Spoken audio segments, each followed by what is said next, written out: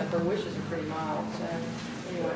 Basics are always good. I'll be easy. I promise. Okay, 4 days. I'll write it down for you. Miranda's doing nail polish and a dress. Oh, yeah. You leave a nail polish. No, we think it would be I want to thank everybody for coming today. This is a real honor to have Vaughn Upshaw back with us. She came last year and did a wonderful, or 2 years ago, 2 years ago, did a wonderful job for us. I think we learned a lot about each other, learned a lot about government. And today I think we're going to be talking more about the orientation in the 10,000-foot view. Tomorrow we'll probably get a little bit more into the specifics of our rules and some of that. Is that right?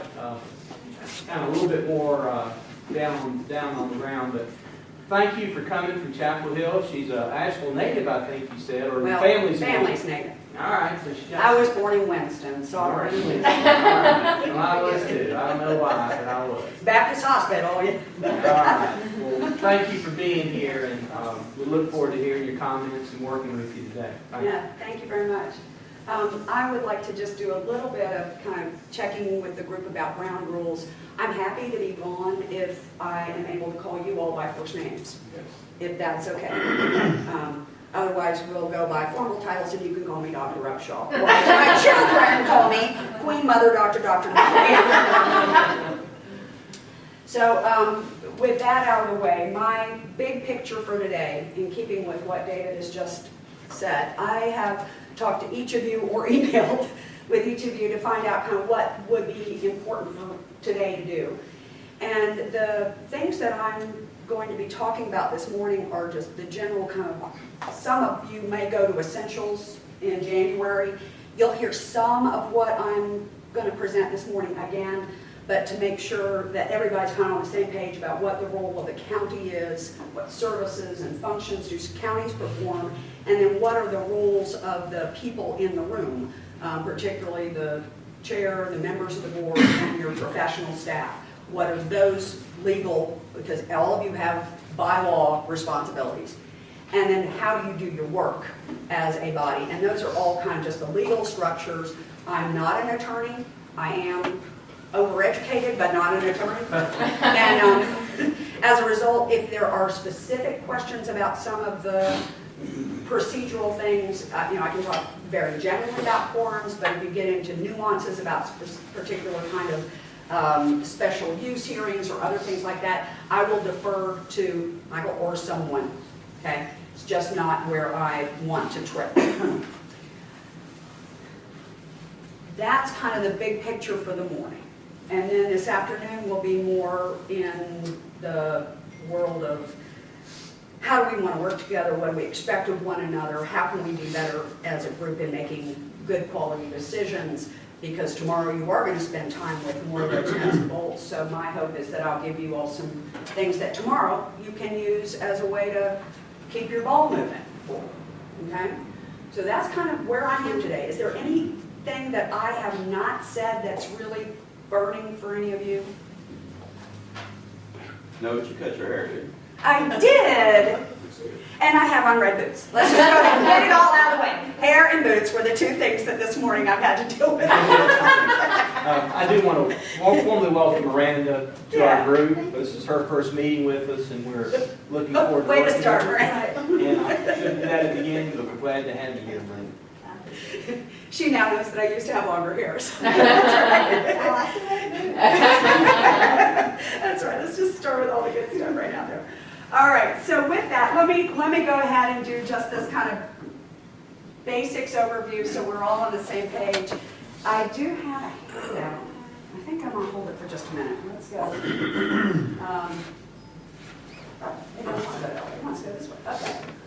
So as I mentioned, my morning is really about what is it counties do? What are your responsibilities in that world, and how do you conduct your business? So those are the big ones for today. And for those of you, I did not bring a copy of these PowerPoints. There's nothing in here that's not on another handout, I don't think. So, what do you think counties do? of you know well. Granted, you're new, I'm gonna pick on you a little Oh, bit. no. You ran for office, well, let me ask it this way, you ran for office, what did you think you were going to do? Core services. Core services, there you go. She got the right answer, and when you say that, what is it? Well, education, sheriff's department, EMS. Okay, so there's fundamental things, and that's right. I mean, really, you are right on the money, and it's very helpful for me to hear you know that, because I cannot tell you how many times I walk into an orientation for new county commissioners, and they want to deal with roads, or they want to fire the police chief. Right? It's just they really are not sure what their responsibilities are. On the flip side, I have municipal people who want to change the schools. I mean, we often have people running for boards that don't have the authority to do the things that they really are feeling pumped up about. So the fact that you are coming into this knowing what the county's core services are is a big bonus. Good for you. No, it really is important from the get-go that you all are talking about the same stuff. So that's where this first part of the presentation is really just kind of the big picture on that. Counties are the arm of the state. Municipal governments operate like corporations. They really have a lot of independence, very little they are obligated to do. There are some cities in North Carolina we talk about as kind of paper towns. And that's because they largely exist only in paper. They don't have core services. They just don't.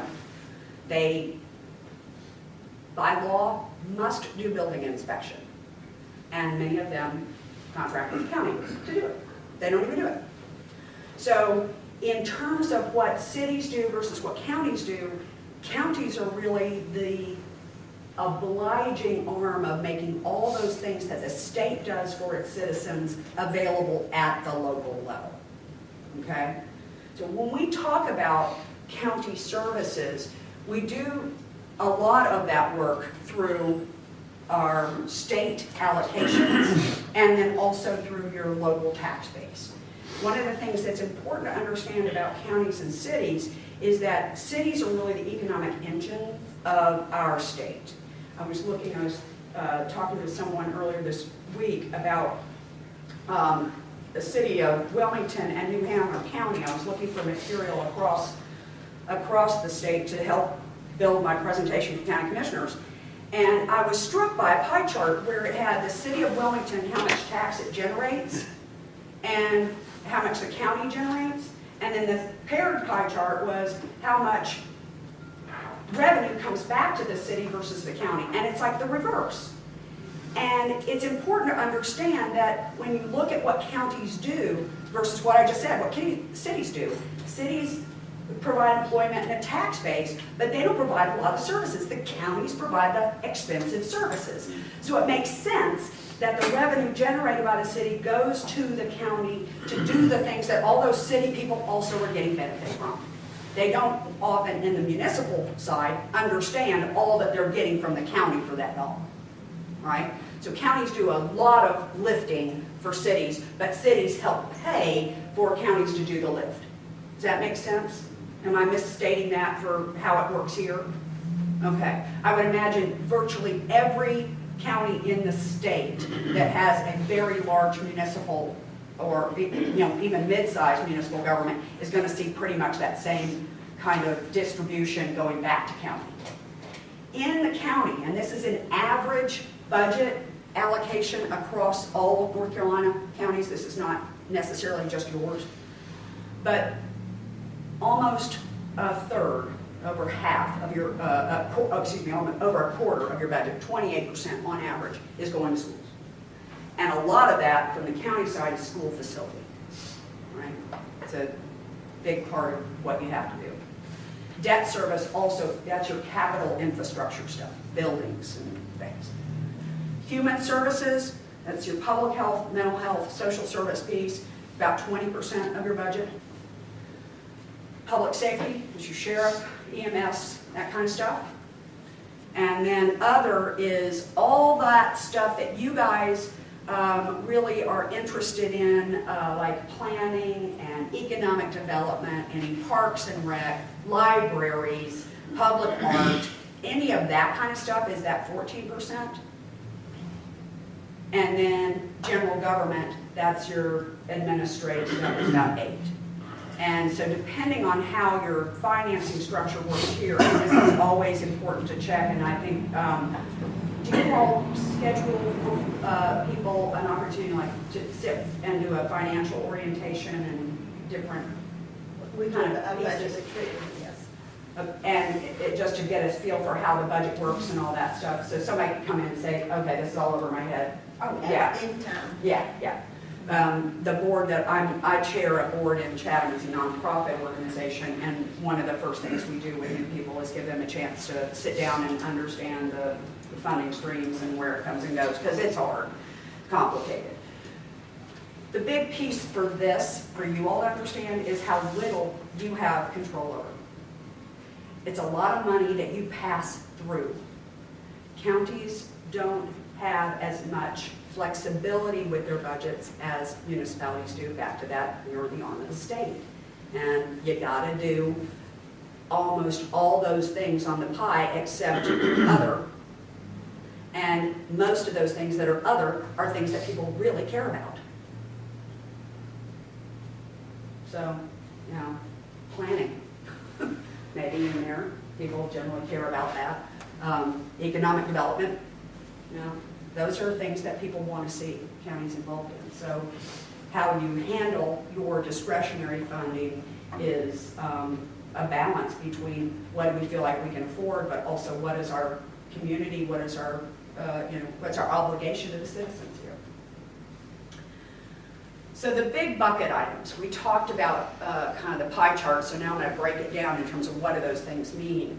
Education, in North Carolina, education is a constitutional obligation. We're one of the few states in the country that in the Constitution we commit as a state to affording everyone a sound basic education. And this is a challenge for the state to figure out how to fund it, but it is an obligation that they at the General Assembly have in the same way that you do, because it's state constitution that says it. And these again are just numbers from across the state, but I think this is why I do communities and schools, because I see that number of 82 graduating from high school out of 100 is not enough. And of those, we're going to get about half in college, and only 8, less than 10%, are actually going to finish college. And when we are talking about economic development and how do we grow, the state, those numbers are really frightening to me, because we really are in a new economy. We don't have manufacturing jobs like my Uncle Jack, who worked at the paper mill in Canton for his entire career. Uncle Jack didn't need to have a college education to do that job. He was a good professional. He worked in management. He knew the job. He was good at it. But those jobs don't exist for his grandchildren. They aren't there. And those kids, if they don't have a college degree, are really at a loss in the job market now. So education, a big part of what you do, you have a lot of control over it. You have to fund it. And we'll talk about control in a few minutes. This is just a big kind of map to show you per pupil spending, and the darker red, the more that's being spent. And Buncombe, you're in the orange zone. But you can also see from this map that we are not spending per pupil in an even way across the state. And the more rural, the lower it is. Now those blues, they're spending less than $1,000 per person, per pupil. And in the orange, you're between $2,000 and $2,500. So you're more than double here what Robinson and Scott, Hoke. Swain, closest Yeah. to us would be somebody like Swain that we could. If they're red, they're spending more. They're taking more out of their county dollar and putting it in. If they're green, they're below you. So orange is almost the most.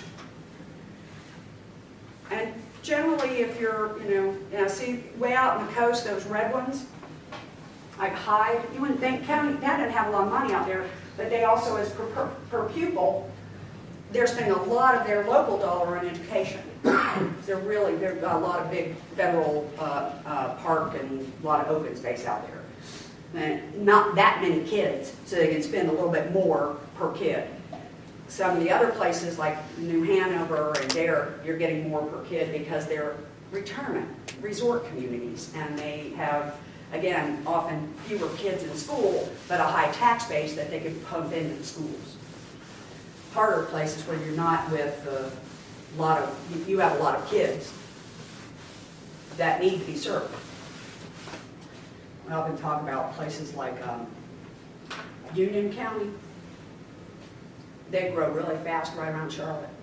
They're having a real hard time keeping up with the number of children and the cost of providing education to those kids. A lot of people in trailers and stuff because they just can't keep up. So again, you just see that, across the state, it varies in how much each child is getting, but across the state, it's still going to be about a quarter to a third of each county's budget on average. Health and Human Services, this is your public health agency, social service, and then the long title of mental health, developmental disabilities, and substance abuse services. Those are generally done now through what are called local management entities. The wisdom of the General Assembly in coming up with that name is questionable. A few years back. LMEs are you guys are in an LME with other counties? Yeah, 23, exactly. I was in a big region up here. And so all of those mental health, developmental disability, substance abuse services are handled through one large contracting agency, and they're supposed to serve all those counties in their local management group. Social services is still based at the county level. You still are appointing people to the LME board? And 23, how do you make your appointments to that board? The LME board itself makes a recommendation to the 23 counties, and all 23 boards have approved recommendations, so not all counties have a seat on the board. So not all counties have a seat on board, because this has been a change where used to be where you had your own mental health agency, or maybe in a district with one or two other counties. Everybody had representation on the board. As these LMEs have gotten bigger, that's often the case. You will make appointments to your social service board. We have a consolidated board here. Oh, you have a consolidated board. Oh, now, sorry. Health and Human Service boards. So now you have that, then that changes how this works for you, because ultimately Health and Human Service Board operates as an advisory body to the Board of Commissioners. Have you given delegated policy authority to that body? The same way it would be in a public health or social service agency? You have? We have, it's pretty, Okay, so they still operate. they have very limited policy, other than say in the public health side, where only the assessed side. Do they hire and fire, or is that being done through county manager? Okay. Okay, so that, again, other counties, if you're out networking with people around the state, consolidated agency comes under the county manager. You still have a board that's going to oversee those operations, and as you said, Mandy, the particularly policy functions. Public health often is in that. We've just been having a lot of news about Ebola. People, freaking out about Ebola. The fact of the matter is, we have a really robust public health system. We often don't hear about it because it's under the radar. You hear about it when somebody gets sick. The fact that we are not all getting sick is a testament to how good the system is. And so I'll never forget the time that I was at a meeting of health directors, and a news reporter came running up the steps of the hotel and says, "Is the health director from Orange County here?" And I said, "I believe so. Can I ask him, I'll go in and get him. What can I give him an idea of what's going on?" "There's been an outbreak of hepatitis at one of the restaurants." And I said, "Oh, that's good news." The reporter just, "What do you mean?" I said, "The fact that there's been one case and that makes the news says that this system that treats thousands and thousands of people all the time is working well." And I think I blew his story. But it is an important thing to remember that often the things that we get a lot of fear around, the data needs to back it up. And I really would say right now, we are not living in a data-driven world. My parents live in Kenya. I'm going to get off on a little note. I like a story. Mountain girl, I like a story. My parents live in Kenya. They've been there for 20 years. My father runs a large health system. He was back visiting last month and was at the hospital in Indianapolis where he and my mother worked for many years. And there were a couple of donors visiting, and the hospital CEO went to introduce my father to these, as my dad said, well-dressed women in their 80s and 90s. And when the CEO introduced my dad and said that he was visiting from Kenya, he said it had never happened again, but those women backed up from him. He is as far from Ebola as Boston is from Los Angeles. We really are, in a place where we've got access to a lot of information. You, in your positions, may hear about someone who's, and you said to me earlier, you're a nurse. In a hospital, the fact that one person has an infectious disease, you handle that in a way that protects the rest. And I think it's important as we are in an environment where people are feeling at risk that we help them understand how the system works to protect us all. Because it does. And that's what you all and your Health and Human Service policy boards are making sure happen. And that those protections are in place and that hospital workers are trained and that people on the ground, if there's a spill of some kind, there's a rapid response and those things are taken care of. Public safety, you got sheriff, you are responsible for judicial facilities. Not uncommon that new members are sworn in only to find that they are being sued because the previous board hadn't put in the money to build the jailhouse. And as a member of this body, what your predecessors did or didn't do, you inherit when you join the board. County jails are also something you have to fund. You don't directly operate them, but you've got to pay for them. General government, this is your folks sitting around the table with you, all your the tax administration and those kinds of things, and then just your basic kind of paperwork, billing, and the world of that. You all are an expense item. Here are some of the things that we talked about in that 14% of optional water and sewer. Optional for counties. Solid waste, that's in your optional bucket. Again, these are things people want. I kind of want to be able to drink water, flush the toilet, and throw my trash out. It's that basic. And these are not the mandated, these are optional.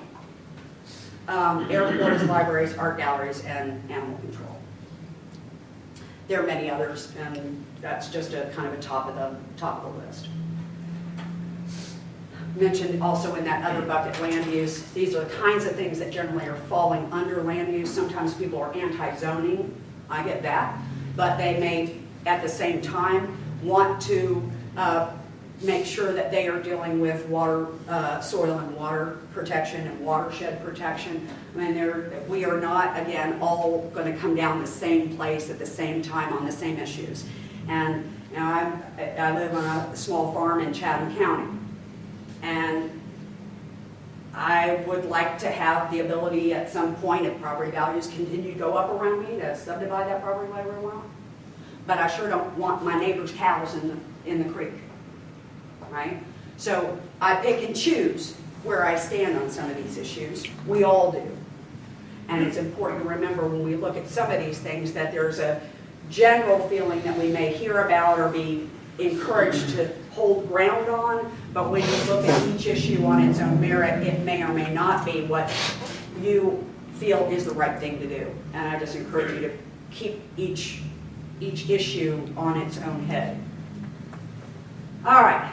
So let me stop there for a moment. Oh man, we gotta be responsible. Yeah, there is that. I'm gonna give you a handout though before we go on. Because I want to give you a chance to hold something and talk about it for a second. I've talked enough. This publication, some of the folks here at the School of Government, and I'm going to start with the electeds, and if I have some extras, I'll catch you. This is I think Marta said you had seen this and had used it as your budget. Okay, so not something that's completely unfamiliar to you all. A few extras here. There you go.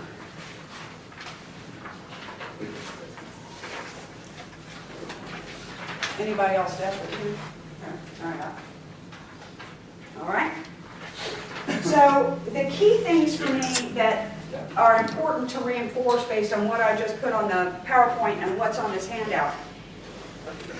Everything a local government does in North Carolina is done because the state has said, you may do this. There will be people who will have moved into this area who will demand that you all take action on something and will be frustrated when you tell them that you cannot because they come from states that have home rule. Home rule means that the local government can do whatever it wants as long as the state does not forbid it. So as long as the state isn't saying no, anything else is possible. North Carolina is the exact opposite of that. It is called a Dillon's Rule state. And under the Dillon's Rule, you can only do at the local level what the state says you may do. You don't get to pick and choose. So this is, and it probably is an issue for you all up here too, but I've been trying to decide on my Facebook page how I respond to my friends, right? Yeah, good luck. Yeah, I know, it's great. So, New York City bans fracking. And everybody's like, yay, we want to do this, we want to do this, and I'm like looking at people going, what? We can't do that here. It's not how the law works here. It's not a local issue. It's a state issue. And part of our job, that those of us who understand this, is to help our citizens, constituents, neighbors, family members understand how law is set up in North Carolina. And yeah, that is a really scary thing. I get that that's something you're concerned about, even though there's no chance living in the middle of Pittsburgh you're likely to get a mining company coming to ask you to drill on your little quarter acre. I get it, but we can't do anything about it. That's a state issue, right? So in the first part of this handout, that's what that's saying. State has control, you can't touch it. The second page has the graphic that kind of tries to get at some of this stuff that I said at the very beginning. What do cities do, what do counties do? And you see in that municipal functions only, where the state, it's in this little place that overlaps, that building code enforcement and inspection, that's the only thing the state says municipalities must do. There's just one overlap there. That's it. Everything else that municipal governments do is outside of that state blue bubble.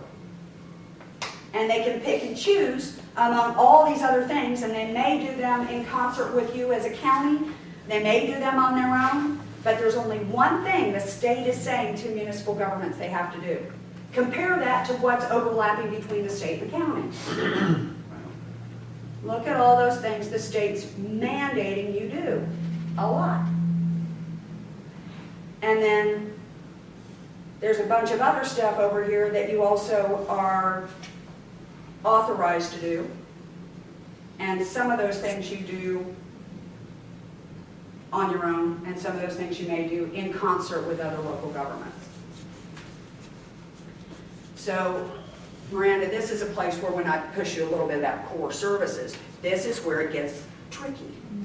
You see, the complexity of what the state requires is one thing, but then what are the obligations we've taken on, and this is the other, back to kind of what you inherit. If 20 years ago, the Board of Commissioners decided to enter into a cooperative or contract agreement with another jurisdiction to provide water service. You aren't going to come in and build your own water plant and start over. Even if you don't like that contract, you're going to have to work within that system that's in place before you get here to try to do the best you can to make it work. And the likelihood is that when you go off the board, the next group that comes in, they've got to pick it up and do it too. This is a board that exists in perpetuity. You are placeholders for the time you're here, but the board is the entity that exists over time. And so you are taking on the issues previous boards set in place, and you will set in place future board agenda items. And this is often a place where I think folks, and my experience as well, I mean, I would often like to think we could just come in and change that.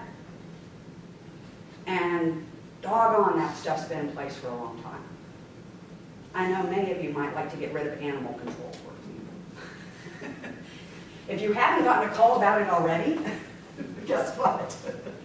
You all do animal control here in town? Yeah. Often more important than children. It certainly generates a lot of calls. Mm-hmm. Are there any things that strike you or surprise you about this set of bubbles? It's a nice graphic. Yeah, the second page is really good. Tells a good story The quickly. keeper. Yeah. That's the only comment or observation I make. I mean, I think it's good to be reminded of like the legally mandated responsibilities that cities and counties have, and then the things that are not legally mandated by the state. But I mean, isn't there? I mean, in some ways, isn't there? There's kind of some realities around things that are so kind of commonly expected from people that even if they're not legally mandated, from a practical standpoint, they are certainly kind of core expectations of the public at this point. So I mean, in some ways, it's kind of like there's the legal realities, and then there's the kind of the practical kind of societal expectations. I mean, in some ways, kind of coming from previously serving on a municipal board and think about here. I mean, there's like you're right. There's a lot of things that you're not required to do, but to say like cities wouldn't do police, wouldn't do fire, Yeah. wouldn't do solid waste. Sure, technically, legally, you don't have to do that, Right. but I mean, in today's world, those are all just sort of common expectations. So there's that legal part, and then there's also a whole set of kind of practical realities that are different than just the kind of constitutional, assignments, so to speak. Absolutely. I think, and what you're saying is also important to keep in mind back to what I said, those kind of paper towns. There are small. Where they really don't do these Yeah, things, right. I mean, I don't know, Weaverville probably does have its own police department now, but, when I was a kid growing up, Weaverville wasn't much more than a crossroads. And if they had protection, it was probably the sheriff going out there. And if they even had a town that was incorporated, they may very well subcontracted with the county to provide their services. So those kinds of arrangements evolve when you get to a large corporate entity like the city of Asheville. Yeah, I mean, you could not contract out with the sheriff's department to meet all the needs that you have and expect that the city council would accept how the county dealt with your law enforcement issues. It wouldn't go over very well. To Franny's and what you said, I look at this bubble and, I just have tremendous gratitude and admiration for what senior staff has done and previous boards and commissions have done so that we can come here on a new term and have a county that does so many extraordinary things. And when you look at what other counties do, and when you said, we are kind of placeable, we are. And to me, it's amazing what they've done and the strength that this county has. And then to the other question, John and I were joking, I always get emails about junk houses, burned houses, Yes. anyway, and they're amazing about it, but things you can't do. I had voicemail from a lady who lives in a trailer park who's concerned about the speed limit in the trailer park. Right, there you go. And so we can't do anything about that, but we can certainly guide her to, Yes. I think, let me Yeah. touch on that point, because I've actually been dealing with an email on speed limit and just things that are outside of our, what we actually can do. Mhm. One of the good things that Miranda will see is as your relationship with the state or with other people, as that grows, then you might go to, you can send a complaint like that to like the DOT, or, I mean, there's been many times I've sent something to Wanda or to John or to Josh or whoever, say, you know, what can you do about that? Well, we can't really do anything about that, but you might contact Jay Swain, you might contact whoever. And so it goes to them, and I used to live in Bent Creek, and it was 35 miles an hour. They were all, you know, complaining about the kids and everything, they wanted to get 25 miles an hour. I said, I don't, there's nothing I can do. Ellie said, that's not my deal. Right. I sent it to Jay Swain, Swain sent it to whoever. They went out and looked at it. Tell me, doggone, if they could drop it to 25 miles an hour. And so I didn't do anything other than use the resources that have been built up over time and just sent that, the constituents sent that. Joe, I think that's a really, really key piece for everybody here to understand, because it speaks to the ability, even if it's not your direct authority, it's being a part of the network. It is what kind of makes you the Uber citizen in their, you know, the world out there. You may not be able to do that, but you can find people who do. And if I'm just out there in the trailer park by myself, I don't know where to go. You become a vehicle to help and get access, whether it's something you can do directly or whether you can get to people who can then make it happen. And I think therein lies a huge piece of where, as a county official, how do you help citizens understand what you are able to do? I can help you find the right people to do this. Well, and it's like the animal control, and I don't know anything about animal control, but Ellen knows probably everything about animals and all that. Yeah. You know, we have different people that do look at different things. Well, and you know, and so that may very well be it. It may be sending a citizen to another member of the board who can then say, oh, I know exactly who you need to talk to about that. So you have the resource of each other. Yeah, Mark. I guess for one that I've got since I've been commissioner, I had a gentleman call me one day. He said, Mr. Fryer, he says, I'm in your district. I have there's a deer got hit and it's in my driveway. Oh. And he said, well, then somebody come along and shot him. And he's still hit in my driveway. And he says, and I'm crippled, I can't move it. What can we do? So I called Craig, Mr. Craig, this is a different one. I know what's kind of different that day, but we got it. Took care of it. And you'd really be surprised like that, what they can do or find someone that can do. So That's about the weirdest one I've had. But there it is again. You are going to get calls because people don't know who else to call. They don't know how to get exactly into the county manager's office. You are their local person who they are inclined to reach out to first. And a big part of what you need to be prepared for is to say, I'm not sure I know how to do that, but I can help you find someone who can. It's just the biggest help I think most of us can be. Vaughn, I'm here to maybe make a controversial statement, so if we can, anybody can kind of table it if you wanted to, but maybe it's not controversial, but controversial topic. But it related to this kind of little bubble, because I can't remember what day it was that the editorial came out in our paper in the last week. And basically it was like, okay, it's time to study consolidation of city, county, and we're just like, what? You know, I mean, this is like in the actual system time. I don't see anybody here to job there, other people see opinions. And I was like, you know what? We talked about, there's a lot of things to talk about on the campaign trail.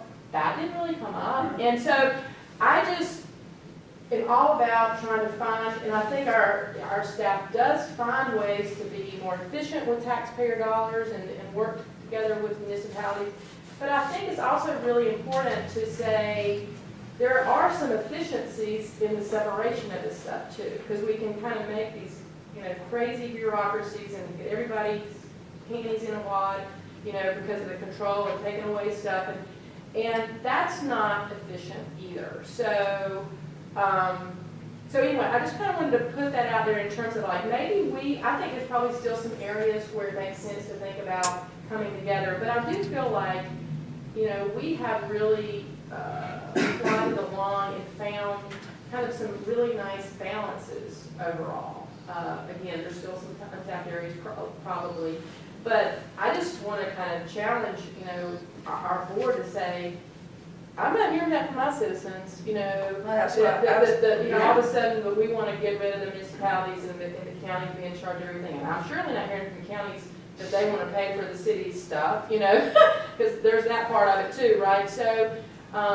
I just wanted to kind of put that out there now, and because I didn't know where. I was going to ask, does anybody else know anything about this? 'Cause No, but it might come up sooner rather than later because it was in the paper, and I just feel like in the definition of Somebody looked at roles. it for it.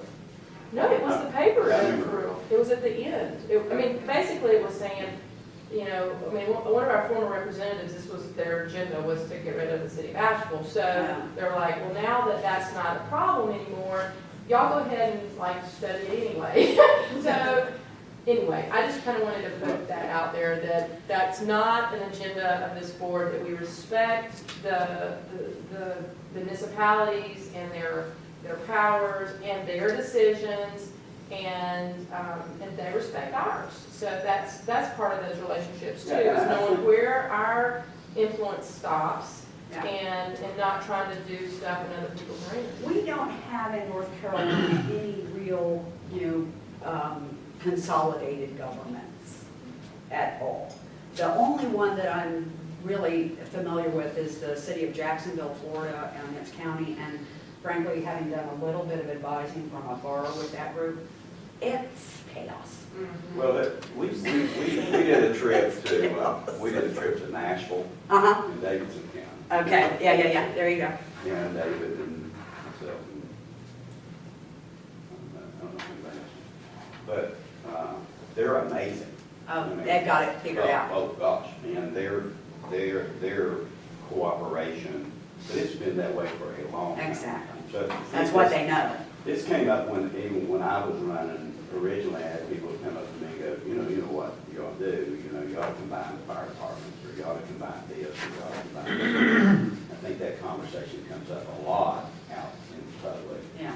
And, and I think a conversation will come up over time because people think, right or wrong, and I honestly don't know the answer to the question.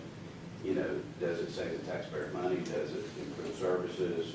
How complicated is it? Yeah. Is it something we can talk about or look at? I don't think there's, Nashville, if it's been around for a long time, I'm not sure that you can compare to that in terms of the efficiencies directly, because it would be hard to capture the cost of making transition. You just compare parts when you Yeah. get there. One of the things that was obvious with them, if you look at that, is how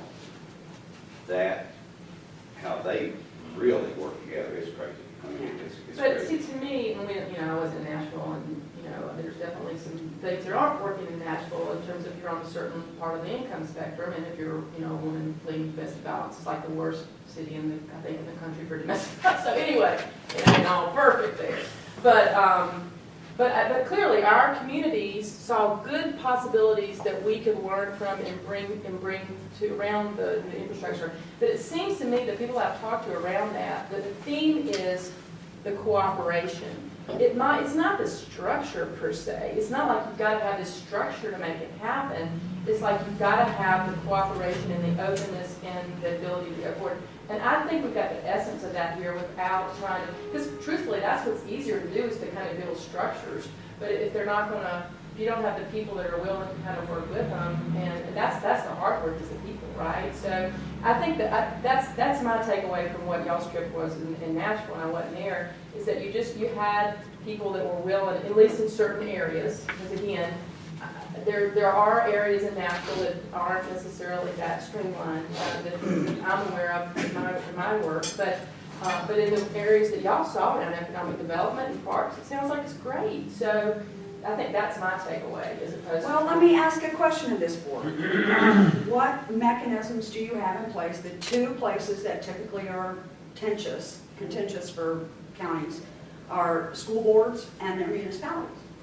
What mechanisms do you all have to regularly sit down with those boards? Do you sit with the members of the school board at any time other than budget? I think here we have to give the chair tremendous credit because David constantly is reaching out and the school board to attend also.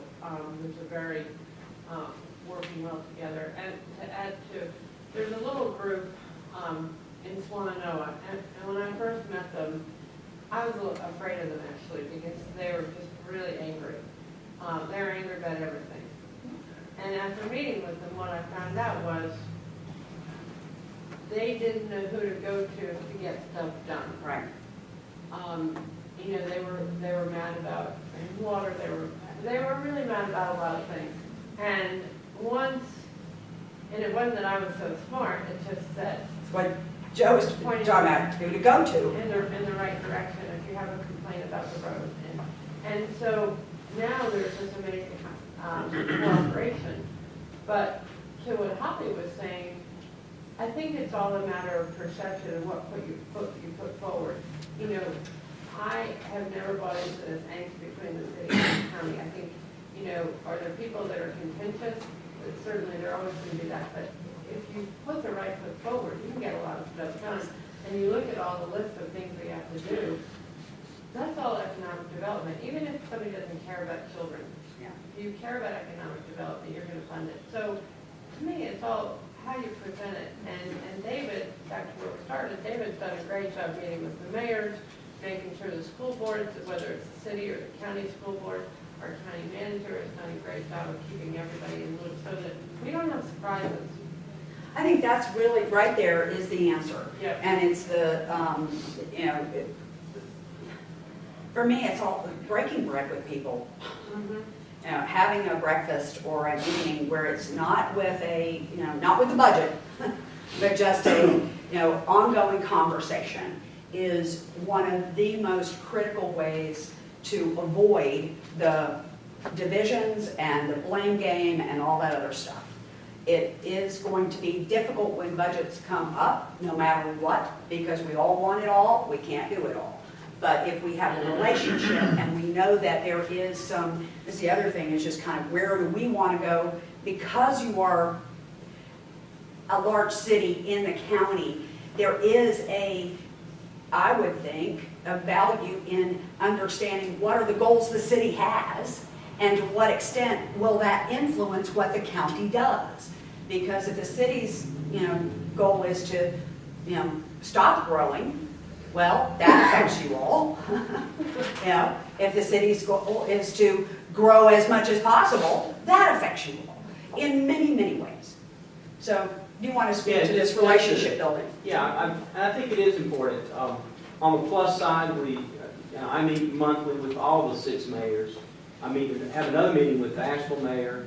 I meet probably once a month with the city school board chairman. I meet a little bit less regular with the county school board chairman. But the reason I'm telling you this is I think we need to meet as a board. I don't think this board has ever met with city council, city school board, county school board as a board. Yeah. And we did community meetings 2 years ago.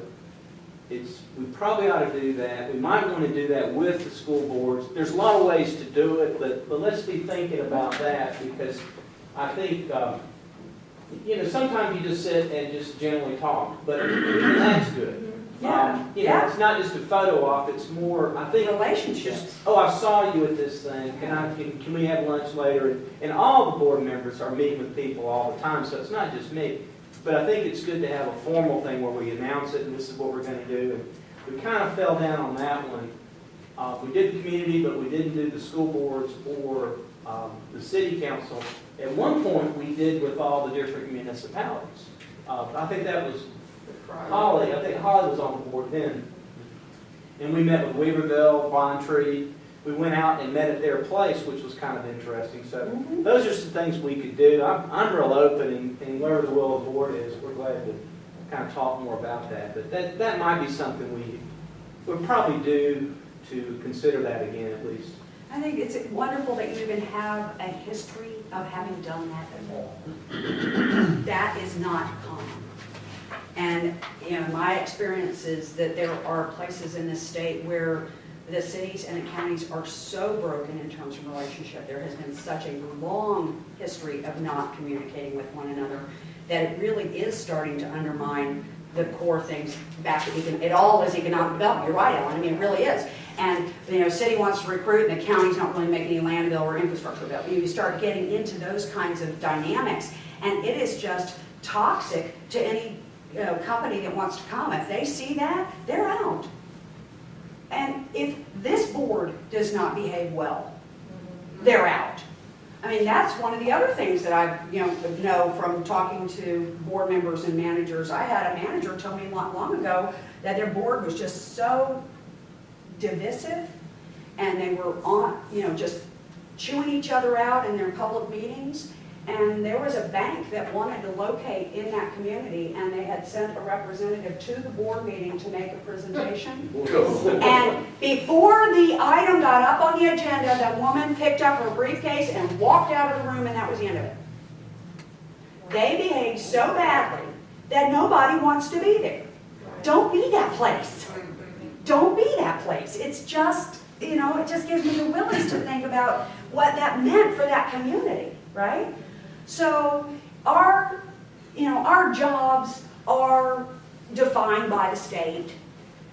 We don't have the school board on here, but if we did, they would be a bubble with the state, big on them.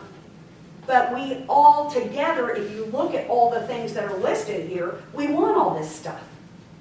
And we don't necessarily benefit from thinking that we have to do it all, or that's their business, they have to do it all, but rather finding that common ground and the ways in which to create the best efficiencies. Now, just one thing I want to put in here really quickly, before I forget. The only things that I know have been really successful and are starting to show some money stuff is the consolidated 911 systems. We got that. See, there you are. See, you're there. Go ahead. Just one more thing on the meetings. You're doing it. That's good. That's On good. the meetings we may want to do, I actually have met with the chairman of the surrounding counties. And, there are boundaries there, but they're not really, they're political boundaries. Yeah. And so anytime we want to meet with, say, the Henderson County Board of Commissioners, that's easy. Yeah. And I don't know, I don't know that we've ever done that I can remember. We were gonna meet with Polk County, and then, But we don't have to limit it just to within Buncombe Yeah, County. that's right. Wednesday, I was in Haywood County, Mark Slanger, and had a great meeting with him and the county manager over If there. you're talking economic development, that is really the way to go. We did that. That's absolutely the way to go. And increasingly, my colleagues who do economic development, Jonathan Morgan and Tyler Mulligan at the School of Government are our economic development folks, and they run a course in the spring. Usually they're up here. Jonathan does the Essentials of Economic Development. I strongly recommend that you look at going to that. But they very much will tell you that when a recruiter or someone's looking to come locate, they don't want to know, Buncombe County. They want to know, we're in the mountains, we're in the West. And we have, and I was listening to one of the people who is in the beer making industry, and I know you guys are growing that out. It's a very interesting radio program. Do you guys get the State of Things up here? Did you hear that interview? So it's always about like North Carolina stuff, arts, culture, politics, all this. But they were interviewing this woman who is like the head of the North Carolina beer manufacturers. And she was complaining about the excise tax and how that was a problem in North Carolina for breweries in terms of what the tax was, and they had to go to distributors, I guess, and maybe this, I don't exactly know all the pieces, but there was some tax that at a threshold you had to go to distributors. So that she talked about that and the fact that the tax was a problem. But then turned around and started saying, well, what we really need is we need to increase the interstate structure out here, because part of what we're doing locating here is getting access to new markets, and we're really a mid-Atlantic state. Now, we are not really the South. If you look at us geographically, North Carolina is very mid-Atlantic. And we have the benefit of going up to, New York, DC, and going down into Florida and Georgia. It's a well-placed, and they're getting into Tennessee, Kentucky, and these other places from being here. So she's like then going hot on all these roads. And to his credit, the interviewer said, well, that takes taxes. And I think this is back to that, thinking regionally, and it is about not just Buncombe County getting all these breweries, they're coming to the area, they care about the region and being in with others, and state and potentially federal governments around the interstate system. So you just take that one little economic development boom you're getting here, and you start looking at all the layers of government and taxes and what it's going to impact. It's very regional. If I can say one thing, Yeah. Belgium's a great example. They're here because they want to open their northeastern Florida market. There you go. That's it. So I appreciate the conversation. That's right. That they kind of launch Yeah. on the. Yeah, go ahead. But, it's kind of been alluded to, but I just wanted to say that in terms of kind of the cooperation and the collaboration that happens, I'm sure, like, our board only knows, a quarter of what happens, because staff is doing stuff all the time just to make the trains run, and we don't necessarily are aware of it. And to some degree, that I think that's what the public doesn't know either. That Right. we actually are working together a lot. I mean, you That's can't really face true. our biggest issues in this community without working together. Absolutely. In terms of domestic violence or ending homelessness or whatever. And we've made some great strides in challenging areas because folks are staff. Usually, if they keep the politicians away, it goes better. So anyway, it's a story to be told, I think, going forward too. So. I got to put a plug in. I edit a book series called Board Builders. I know you purchased a bunch of them. Maureen Berner has just come out with a new board builder on wicked problems. And the reason I'm bringing that up is that you said something about ending homelessness.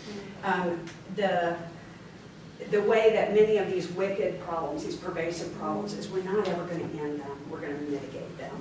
And ways in which we begin to think about, from a leadership standpoint, what can we do around those things. They always are multi-faceted in terms of what needs to be done and who needs to be involved. And it's not just layers of government in the way that we've just been talking about, also the nonprofit sector and just your faith community, and all sorts of other folks have to have a handle in that. And it really is bigger than anything this board can ever know all about or even influence, except to be really clear on what part you can do. Well, it's a good read. And I think also not be willing or tempted to give false promises. Absolutely. Right. Yeah, and that's the other thing that's really tempting when you get elected. You feel like, oh gosh, there are all these things now I'm not going to be able to do. And one of my favorite things to do, really, is to disabuse people that they have any power. Because you don't really have very much. And you don't have any power individually at all. It's all on board. We're going to go there in a minute. Get back to what Joe said about, doing things that we don't have control over. I would just, and one, maybe you can verify this. I think it's always better when, like, somebody calls, like, I think I get a city complaint once a week. But I always copy Wanda I got because some yesterday. I'm guessing that Gary Jackson, who's the city manager, will want to make sure Wanda knows. It's kind of a courtesy, so that's something, I think it's always good to let Wanda in the loop and just copy her so she knows. She may say, no, that's not exactly city, maybe it's something else. Might be I don't state. know about. Soil, water. I don't know if you, does that help you? It helps, and I think it helps Gary too, because sometimes it takes both of us to fix it, and sometimes, it's better for both of them, because it'll come up again. And it's really this, one thing I had an aha moment early on when I wanted to talk to staff, and I said, I'm going to talk to them directly, I'm a county commissioner, I need to go without you being involved. She said, that's fine, but the first call they're going to make is to me, and if I can set it up faster. And so, that was something I learned early on, just to keep in the loop and sometimes you pull me back, sometimes you push me ahead, sometimes it's just, it saves the other party to have to call you and say, hey, is this okay? Is this something, this is your team here, I don't want to step on your toes. And it seems like it just makes it faster to get things And done. we want to make sure everybody knows, not just one commissioner, so that helps us make sure that everybody knows what's going on. And the other thing to that is, if, we just reach out to, whoever, it puts them in a terrible position because they have been, there could be a plan for this, they've been working on this, and then all of a sudden, I wake up tomorrow, oh, I can fix that, and I go to that person without the proper channels. It puts them in a terrible position because all they can do is give us nonverbal feedback. So we think, oh yeah, they think it's a great idea, and then I go to Wanda and say, oh, Susie thinks that this is great. Well, no, that's not, it's just a big mess. Yeah, we're going to get to this kind of stuff as we move through the day, because I think this is about how we get our business done, very much a part of that. I want to do a quick check. We've been at this for about an hour. You guys ready for a stretch? Yep. Okay, let's take one. 10, 15 minutes and pick back up. This is the part of the presentation where we just kind of get into the specific roles and responsibilities as granted by the state and tee up a conversation you all are going to have tomorrow about your rules of procedure and how you want to operate. I will give you some of the structural things the law allows and says, here's how you conduct your business. I'll give you that big picture. And then the details of that are really yours to decide. And we'll spend a little time this afternoon kind of getting some other pieces of this puzzle, but this will relate to kind of how you decide you want to conduct your business. And I cannot move that forward with my phone. All right. So, this says, see the handout, and I didn't have a handout, so I'm sorry. By law, there are statutory requirements, duties, powers given to the chair of your board. And those are, and in this case, and just let me be sure you guys understand, you're not like most of the counties in the state because you elect your chair. That is an unusual model. North Carolina's counties, I think except you and Jackson, are the only two, I think. Really, when did that start? That's old. Long time, like forever. Everybody else, I think, has moved, yeah, so that they elect their chair among the members. Oh. And, I have to say, it just depends very much about where I am around the state. I'm dealing with a board in another part of the state. They're all Republican, and they are having a very difficult time about their chair because they're divided as a board. And people talk about party dividing. That is so bogus. It's about personalities. People divide because of themselves. And they are, in that county, consistently frustrated with the chairperson because the chairperson is not ever exactly who everybody wants.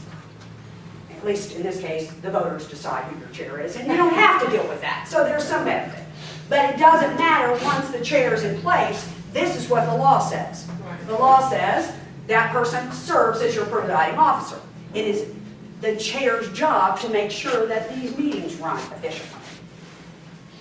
Unlike most mayors, in the county structure, the chair votes on all matters.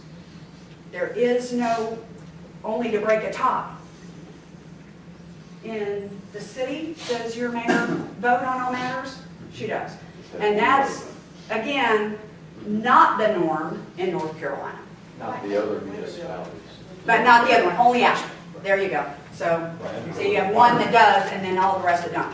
They're required to vote. It's not even like an option, I think they're required. Required, exactly. And that's what it is for the board chair here, is there's a requirement to vote. There, and I'll talk about it in a few minutes, but there is very, very limited option for members of this elected body to not vote. The obligation in North Carolina is that if you are elected, you are here to serve and you vote. Right. And not to vote is really not an option, except in very, very limited cases. Including, and that means like you can't vote to abstain, like you No, have to vote. no, if you, Yes. that's, and again, we'll talk about it in a minute, but that's right, you have to vote. And the chair must vote. The chair can call a special meeting, declare a state of emergency, and then you all can, oh, well, there's one more. If somebody's in here being disruptive, if Cameron starts, throwing a fit over there, David could ask that he be removed. That would be appropriate for the presiding officer to do that. And anything else that you all decide that you don't want to deal with, you just want to have him do it, you can, as a body, grant that authority. That's one of those things, though, in your conversation tomorrow and all that, those are always your decisions about what authority you grant to the chair. So, for instance, signing proclamations, resolutions, attending ceremonial functions, there often are more of those things to go around than anybody really wants to do, particularly working full time. And so it's not uncommon that people will say, just have to do it. And it's just the easy way out, so everybody else can go around and do their regular stuff, and he has to show up on behalf of all of you at all times. And all those breakfast meetings with the mayors and the school boards and all that other stuff. Those are examples of things that, in many respects, you're saying, we haven't met as full board, but as a delegated responsibility, this has been something that your chair has done to assure that communication is happening between the municipal and school boards and all that other stuff. But that's it. He doesn't have any more power than that. Right? That's the limit. There are things that you as a governing body are legally required to do.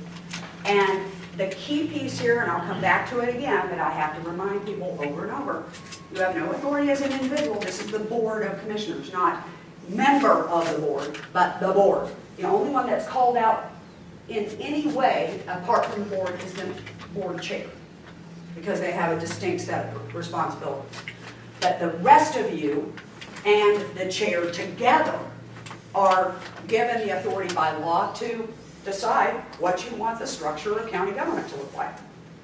How do you want to add, subtract, change, reconfigure, It's all right. consolidate? It's by a local bill for 10 years. Except for us. Pardon me? Our, Mike can tell, our right to do that was taken away by a local bill. Oh, well, I went, local acts versus, general law versus local acts. A general law applies to all counties in the state. It's a standard that the state adopts something and it applies to everybody. A local act, as Dave just said, is uniquely passed by the General Assembly and applies only to those named jurisdictions. And it's unfortunate to have the authority of a county selectively pulled out. I would hope that there would be a way to resolve those kinds of disputes before it got to individual, Is there a cap on how many or how many, what? local bills or a time frame? Only the time frame of the legislation. But like, is there a time frame where they can do local bills? No, They're in session. there, no. They can even introduce them in short session.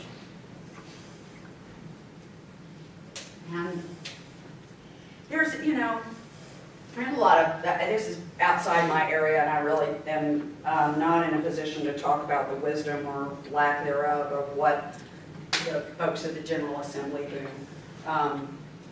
One of the things that I know is very important for the League of Municipalities and the Association of County Commissioners is to help identify people like you who are interested and willing to run for state office and use your knowledge of how counties and cities operate as you govern at the state level. One of the things that often is a challenge at the state for you and your municipal colleagues is having people who are elected straight into the state General Assembly without having any local experience. And so the things that we've covered in the previous hour, they don't understand that. And they will make decisions that affect how you operate without really understanding the implications of it. So that's just it's just a big learning And I curve. think Ellen's question to answer that is, that's a constitutional change Yeah, as to how local acts work. yeah. Because when all the lawsuits happen, they go for pages and pages and pages to try to demonstrate how it might be local, but since they can do it everywhere, it's okay to do it just here. Well, yeah, there are a lot of different influences in those types of bills, and again, it's really beyond what I can speak to. How you decide as a group, you are going to appoint and manage your advisory boards and commissions and those kinds of things. You have the authority. I think that we've, in the interviews, talked about one of the things that you all have coming up is you will be making appointments to boards and commissions. Over 200 people to fill these various seats. And that's one of the things that you are charged to do. And you would hope that the people that you would identify to do that would be people who would be willing to show up at those meetings and understand that once they are appointed, and this is one of the things that we're at the school government trying to figure out how to help many jurisdictions around the state, because you have, as you think about it, 200 and some people that you're going to appoint to your boards and commissions. You multiply that by all the places across the state. We are unable, as the school government, to serve all of your appointed boards. And yet, once those people are appointed, they are in fact a member of a public body. They become subject to open meeting laws, public records disclosure. They have to do all the same things that we're going to talk about in just a few minutes. And that's something that's very important, I think, as you are recruiting people in, that they understand that the things that we're going to be talking about, what constitutes quorum and how they send their emails and all that stuff, it affects every one of them the same way it does you. Yeah. Can I ask Kathy a question? Do we get a report on, or is there any requirement under our rules that our appointees, we get their attendance records? We do, and is there a policy that we have now that there's a percentage, like, is it 75% or something, or 70%. 70%? And if they don't, what is there a mechanism for us to say, well, this person is falling below? It's up to you, but you can. If they're not attending at least 70% of their meetings, then that's reported to us, and you can, that's a reason for you to ask them to step down. That may be something we want to talk about, make sure we got, everybody's on board. That's a good way to get the feedback, because sometimes I worry about that people just, we have some people that aren't really serving us, and then there are people that are doing great. We want to make sure they get back on there. Those are really very thorny sometimes, and kind of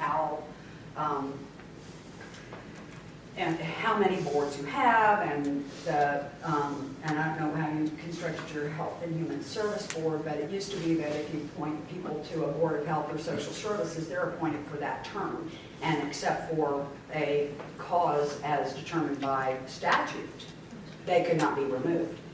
My guess is that in your Health and Human Service Board, it would apply, the same threshold that Kathy just said applies to that group, or it's still The statute actually the defines. statute defines it. So there are some boards that once appointed, unless those people are really in violation of the law, you can't remove them because you don't like them. Or, and I think there is generally in the law, there was something about people not showing up. It does speak to. It does speak to. But you don't have to reappoint them. No, you don't have to reappoint them, but if in the first year of a 3-year term, somebody is not, showing up, you can do something about that. But if in the first year of their 3-year term, they're coming in and saying, we all need to be wearing adult masks, you're stuck for 3 years. I mean, that's where it is. I'm sorry to joke about the whole comment. And then finally, the last piece is that effective administration and orderly affairs. Those are the things that we really are talking about today. I mean, the bubble chart that we looked at this morning, making sure that the county does the things that the county is obligated to do by state law, that the cooperative agreements and interlocal agreements and contracts and other things in which the county has entered into, that you execute those in a faithful manner. Those are the things that are under bullet 3. And those are really it is all of the work, really, that is legislatively given to this board. And if you look at that, and we'll look at some other pieces in just a minute, but the important part for me of this is recognizing that, one, it is the Board of Commissioners as a whole, and this stuff is not about, doing anything for any individual department. This doesn't say, I can go and tell the sheriff how to do what he needs to do. It's really at that broad level of all general affairs. And if I don't like how things are going on, at the landfill, or I don't like how things are going over at the, tax assessor's office or whatever, I don't have direct authority to deal with any individual or any particular process there, except insofar as I'm a part of a body that is asking the question, are we doing what we can to promote the orderly and efficient administration of county affairs? That's the level I can address it. It's really a policy level. Let me give you a quick example. Yeah, let's do, because I think this is helpful. Last year, I had a contractor call me that I've known for a long time. Government contractor, and somebody that he knew that's very close to him, so he's kind of a little biased in his opinion, a little upset. And he missed their continuing education. So there's certain things that they have to do. They have to get somebody else to have the permit, and that person got to be out there with them, and they're just trying to make a living for the city. So I'm like, I appreciate that, and so thought about it, and I just talked to the person that was over that department and talked about it. I thought it probably continued. Was probably a little bit similar to what the job I'd had before. You had to get the same thing. It's always pain in the tail. You always forget it. And so, we talked a little bit, 2 or 3 times, said, anything we could do, let's think about it. And said, how many contractors do you have? Well, we only thought I have about 30 or 40. And so what I ended up doing is that they do you have their emails, do you have their address? Sure. So they decided, not me. Right. They decided, well, we could send an email, or we could just drop them a note and let them know that, in the middle of the year, continuing education's coming up in November, you got to be done by that. And they did that. But they did it for all 30 or so. They did it for the 30. There you go. Wasn't a big deal. Yeah. Said, oh, that's nothing. So they did that. And so that promoted the orderly and efficient administration of county affairs. Based on a complaint that would come in. It wasn't necessarily, our fault. Right. But it impacted somebody if they weren't able to make a living and so on and so forth. Yeah. That's the type of person, like, say something about staff. If they're providing the right information through the right channels, at the top level, then, then there are things they can do. They'll do better and change, and we can affect that change by representing our constituents, providing that information. That's a good example, because it led to a solution that was administratively within the bounds of what, was possible to do without creating a whole new system. It dealt with a class rather than an individual, and that's also important to keep in mind. If you are using your office to advocate for any one person or business, that's problematic. That's, beginning to be a, self-interested instead of the common interest. And so to the extent that all of those folks who install septic tanks need to stay licensed and current to be able to do business in the county, that's a benefit to everyone. Good example. In the school, that's a state requirement. It's not our requirement. Right, So exactly. Why in the heck do you make us do the Yeah, that's why those bubbles are important to know that. Yeah. But if they didn't go to school, they can't get their, license. Yeah. But anyway. Well, okay, another little story because I can't help it. I served on the Board of Health years ago. I will never forget the guy who wanted to, we had some local rules because we were in Granite. and he was in a neighboring county and wanted to install septic. A well. And he came and he showed how his pipe was gonna be better than what we required, because we required a sleeve that the pipe went in. And he brought in a piece of granite and a pipe, and as a demonstration to us. And in the middle of the room, he went and set his pipe on that piece of granite, and every one of us could see all those holes and cracks all the way around it. And he was asking us to allow him to do that instead of put a sleeve in there that would create a tight fit. You never saw somebody shoot themselves in the foot more than that guy did. But again, we were in that place where it was like, this is a standard that everybody needs to meet. We understand that you have a different county, you can operate under different rules there, but in this case, we had set a rule based on the geology of our environment. And there are certain times, and this is a place where boards of health, for example, might choose to do something that's more stringent than what the state does based on local circumstances. And so in that case, certification, typically that's a state requirement. But you might have, for instance, up here, you got a lot of slope. So you may have some local rules that deal with how the lines on a septic field need to be placed to assure that there is not an excessive runoff of sewage into your creeks and rivers, right? That would be different from where I am in the Piedmont, because we're more flat. And that makes sense. So you have some things that you can do as again, that's part of that first part, that right now you might, promoting efficient administration and orderly affairs is not exactly the legislative piece, but the legislative piece should be in that create change. And if something like that came up, what you're saying to me right now is you would not be in a position where you would have the authority locally to make that accommodation. And there's where the problem between what the states would like for you to do politically and what you must do to try to protect the health and well-being of the citizens could be in conflict. I don't know, again, what all those mechanics are. But I hope this doesn't sound too contrary in terms of kind of this example, because I think that sounds like a really easy solution, really smart.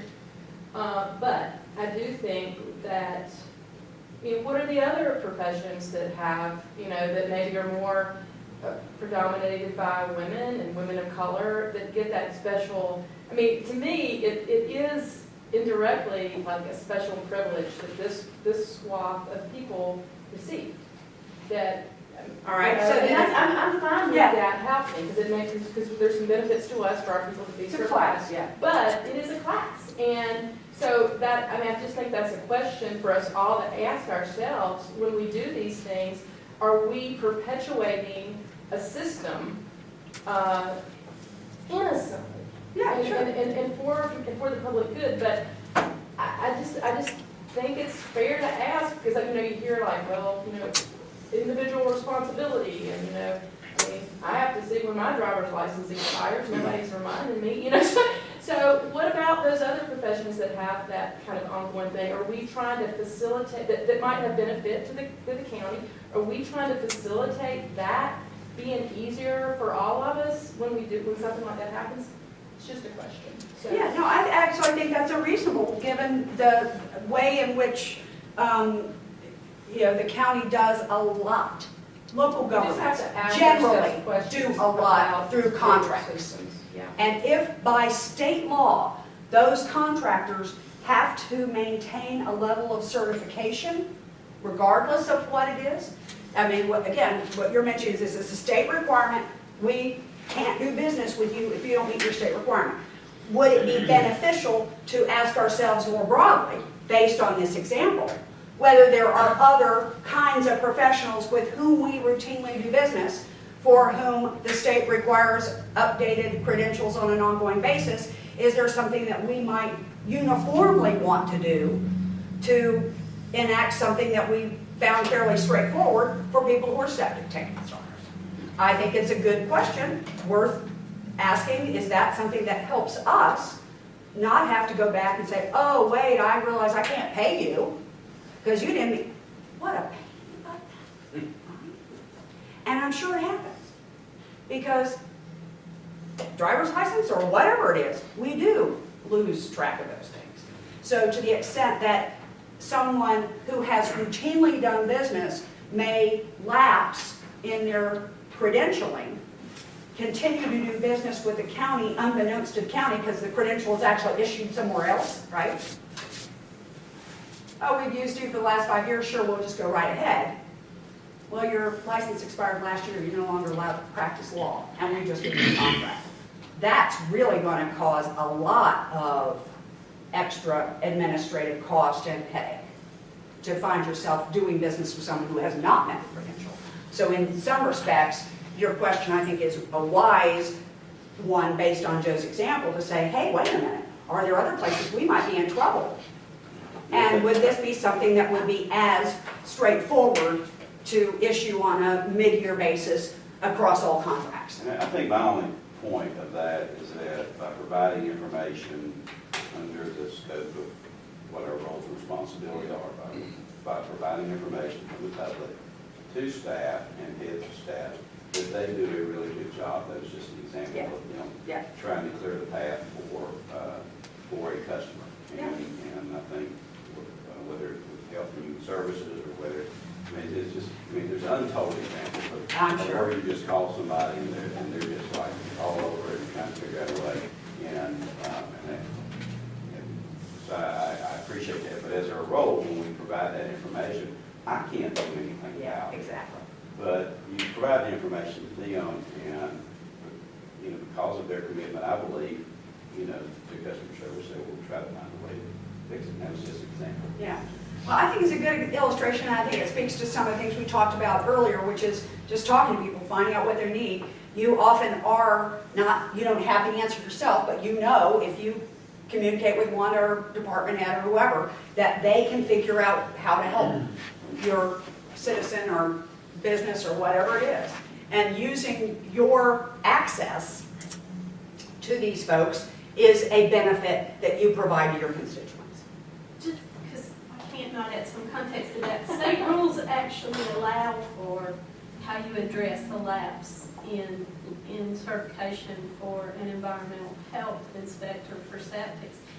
And so it talks about there has to be oversight from a license during that period until they get their CLEs. Right. And I think for us, developing that system of notifying everybody is because building and construction is a huge part of our economy. Right. And it helped us to send an alert, to develop the databases and an alert to everybody. Yeah. Because it wastes our time if we go out to the site and the person's not, their certification's not up to that. Yeah, exactly. But there are state rules that allow for that. Yeah. So, I don't know you think we're that nice. There are state rules. Well, but I think that's I think it's a great, I think it was brilliant on a lot of levels, and I would not want to turn it back. I'm just saying, I think it's important that I think part of my role on this board is to ask questions about these bigger things. Yeah. too. So- Can we take that good practice and apply it at a broader level? I mean, that's how I hear your question. Oh, yeah. That's what I'm saying. So I think those are the kinds of things for any of us when we are listening to folks, what's working out there. As you said earlier, Ellen, people being upset and going and just listening to them and hearing what they want. I mean, there's a lot of power in that. The power of listening is huge. And then figuring out how we can use the resources available here to make the processes more straightforward, do the things that help others understand how they should comply with state law. I mean, those kinds of things are just a fundamental part of the business that you all are in. The other column here is about your county manager, and it's important that you understand as a body that the manager has legal roles and responsibilities just as you do. And in North Carolina, all 100 counties operate under the professional model, which is called the board manager plan. And the manager form is not necessarily all across the country. There are places where you'll hear, for example, about strong mayors or the elected county executives. Have you ever gone to a national conference, NACO? Any of you ever done that? You know, people who are the county executive, they're elected. So what that would mean is that your constituent would in fact be electing David as the county manager. And that, imagine what that looks like.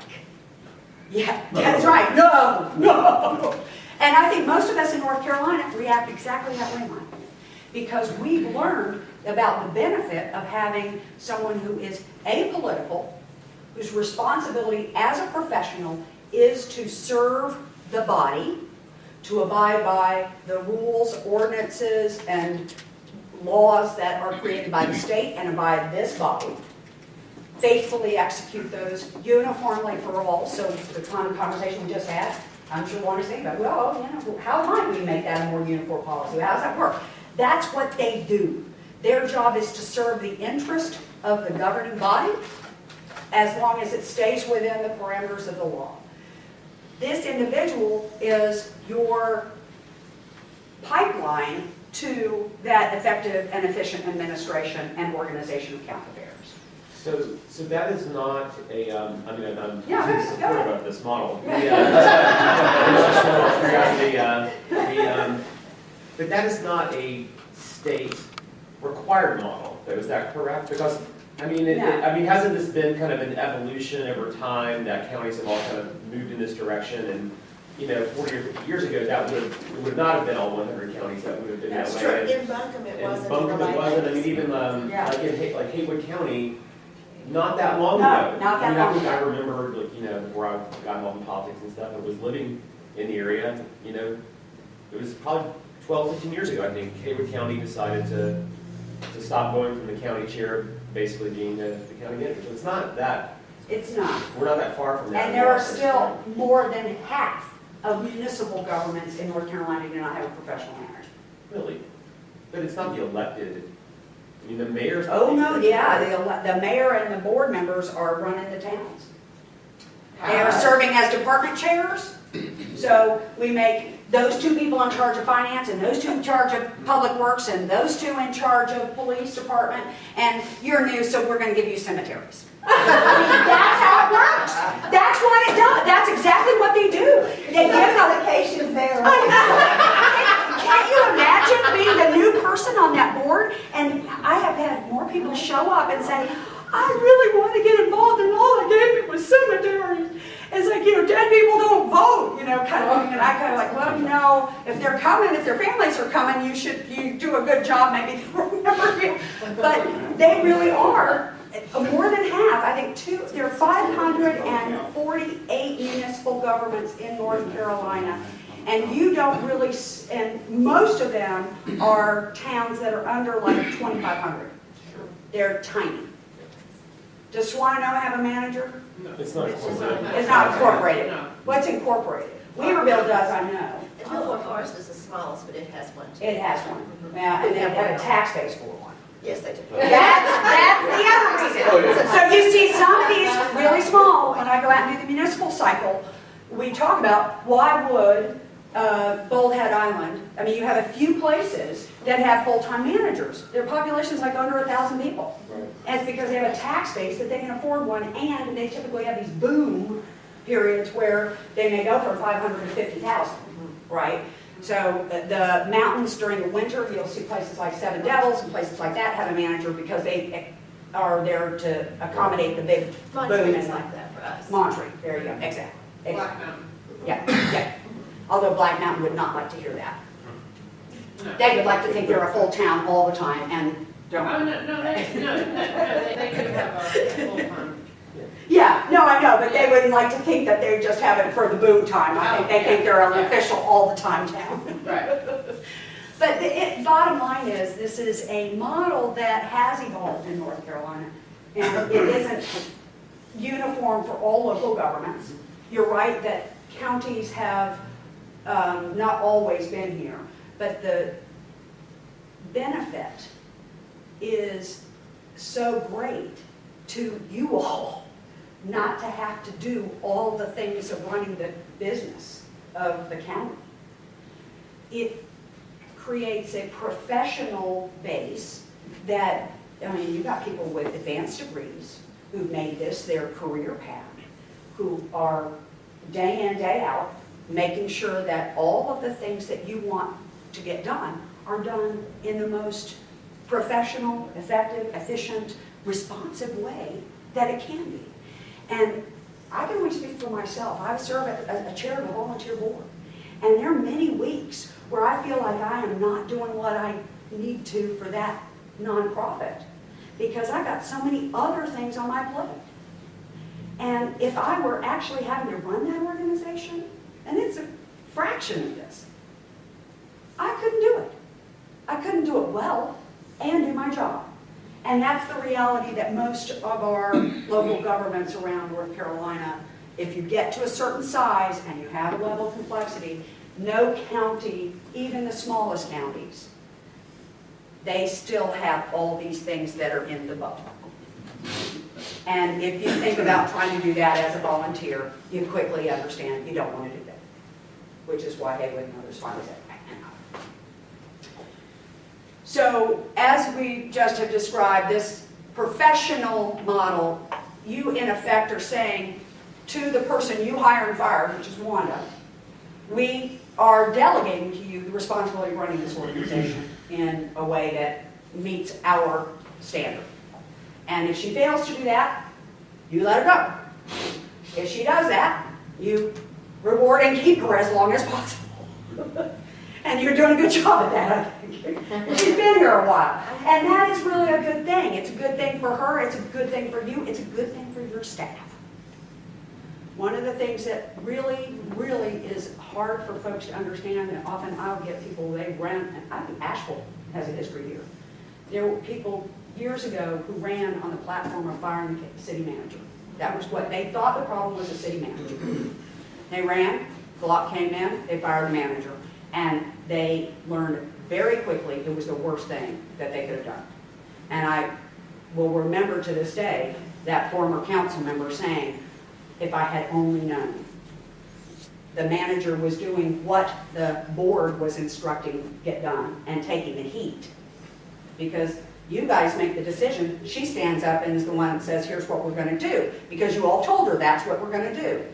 So she takes a lot of the public blame for your decisions. That's part of the problem. She doesn't have to run for office, so she can take the heat. Sometimes you're going to have to make decisions that are politically unpopular. That's your job. You're going to do what some people in your jurisdiction, they would just assume you not fund the schools. They're getting too much money. Let's just stop funding the schools. We're a bunch of retirees. It's not working for us. My tax dollars going too much to schools. Guess what? You've been elected to serve the entire county. And if your entire county needs schools, your job is to do that.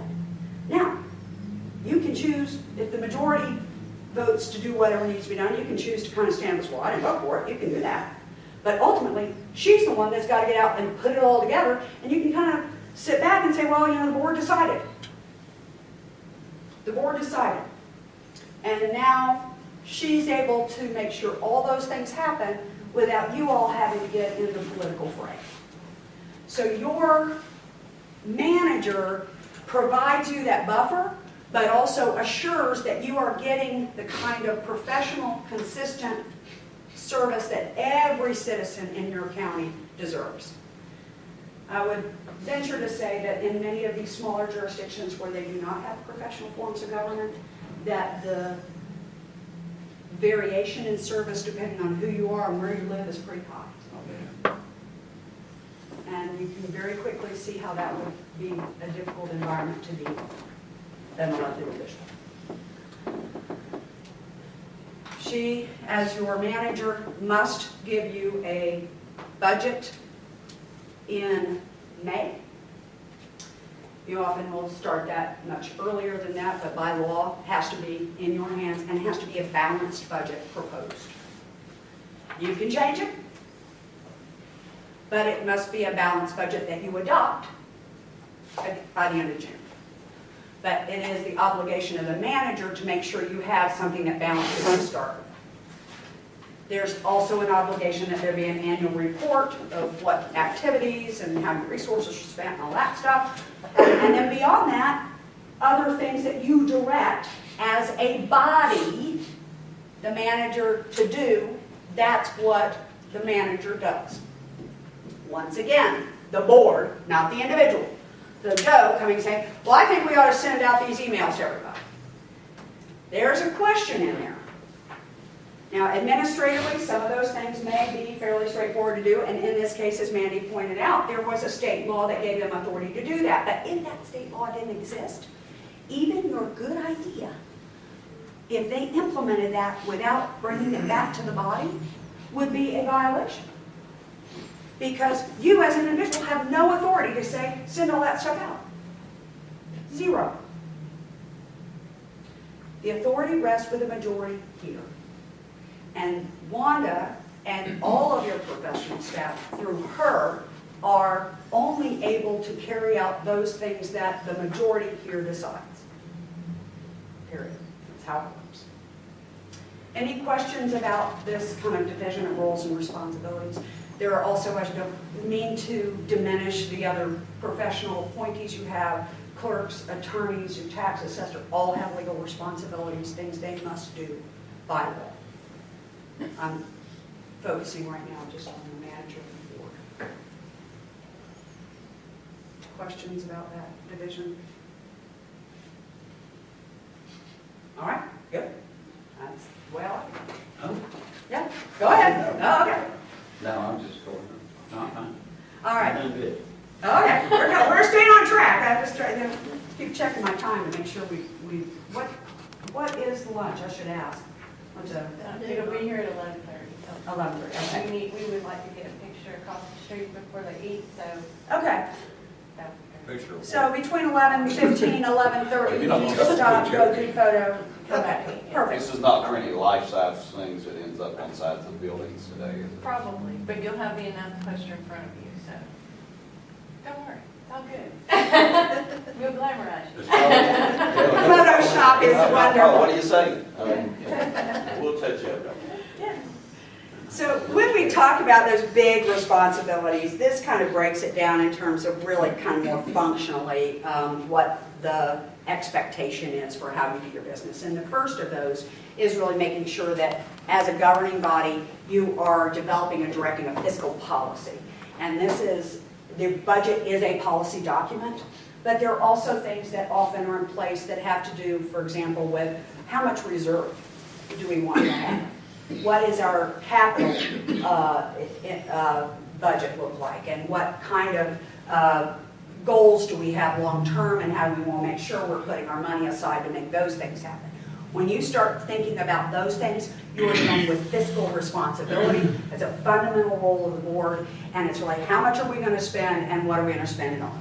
That's really the big questions. It's a fundamental part of what this body does. The budget really is the vehicle through which you make what you care about real.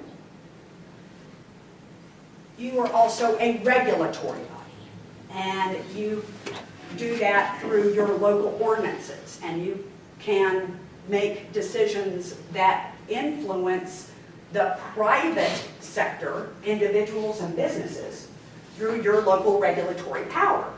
And I've actually, I got half the quote, I didn't put the quote marks at the end there, but the law says you define, regulate, prohibit, or abate acts, emissions, or conditions detrimental to the health, safety, or welfare of the citizens, and assure the peace and dignity of the county.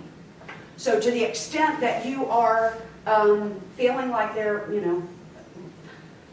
there's kinds of things that come up. Okay, so we are looking at a parcel of land that's near a residential development outside of the city, and people buy it, they decide that they want to put a motocross track out there. This might be a place where, as a board, you would have to deal with whether or not the safety and peace and dignity of the county was being protected for all those 200 houses that would now find themselves, instead of backing up to a nice cow pasture, a motocross track. You could decide to regulate that. You could decide you want to put some kind of buffers in there, you could decide how that would be done.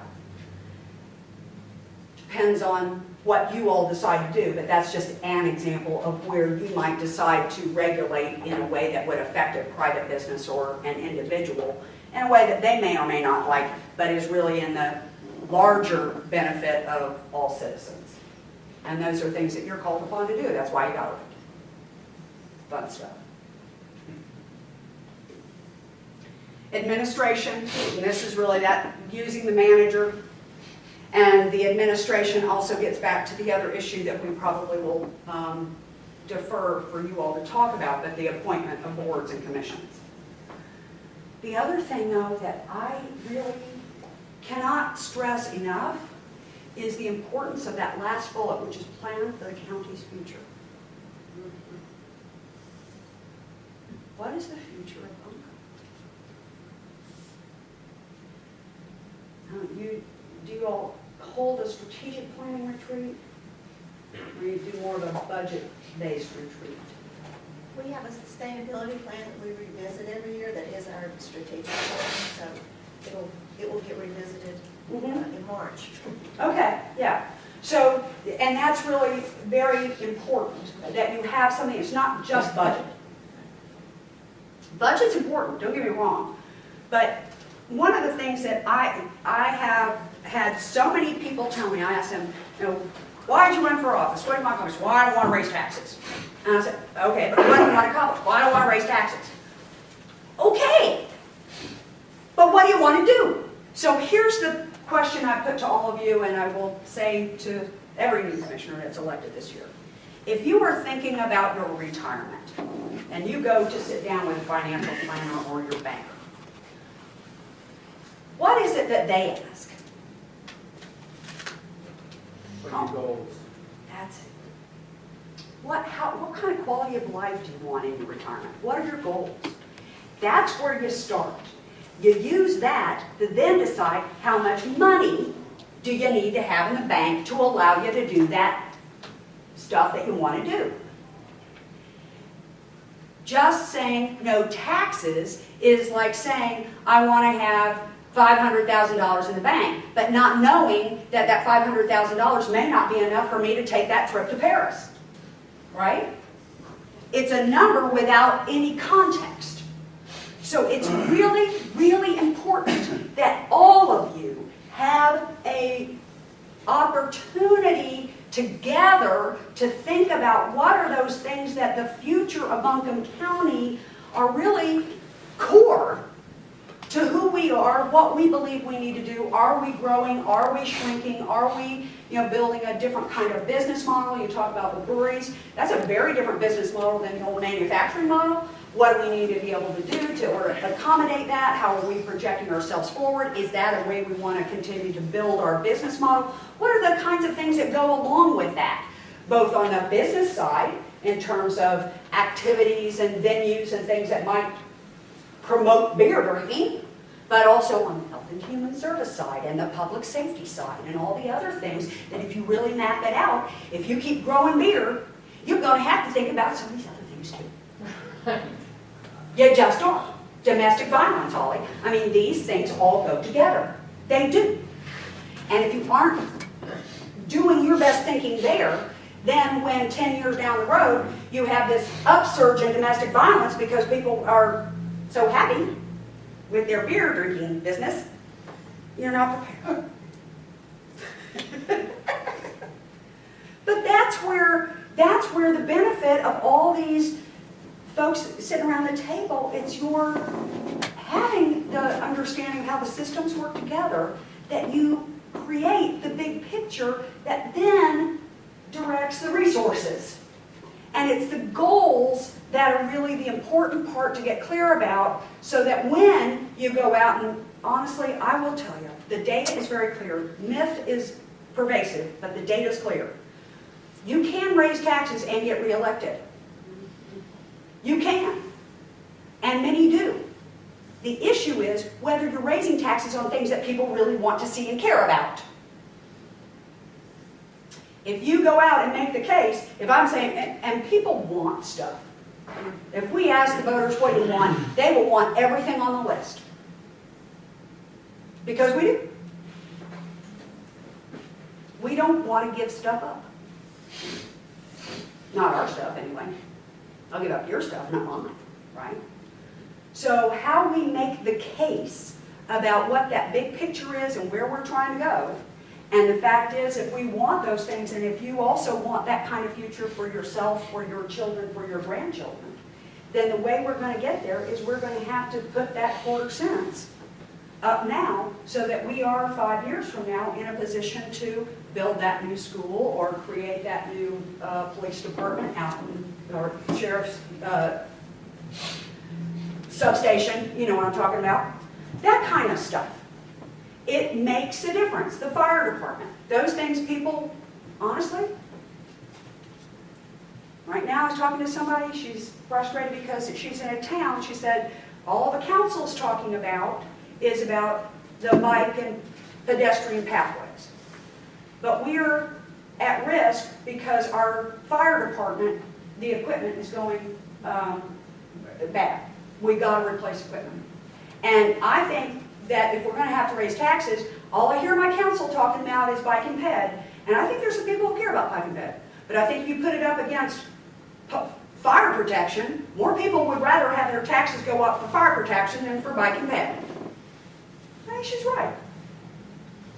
So if you're pushing, you know, around the edges of what makes for quality of life and know that those things are going to be important to your constituencies, make sure you know where you're trying to go and place the budget within the context of what you're trying to accomplish.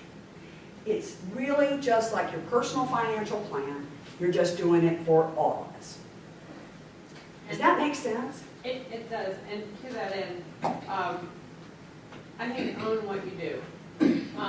Don't run away from things. I mean, you know, we did raise taxes in 2013, and to be able to articulate why we had to do it and the need that was there, people got that, and people understood that. They did. But to me, if you own what you do and be able to articulate it.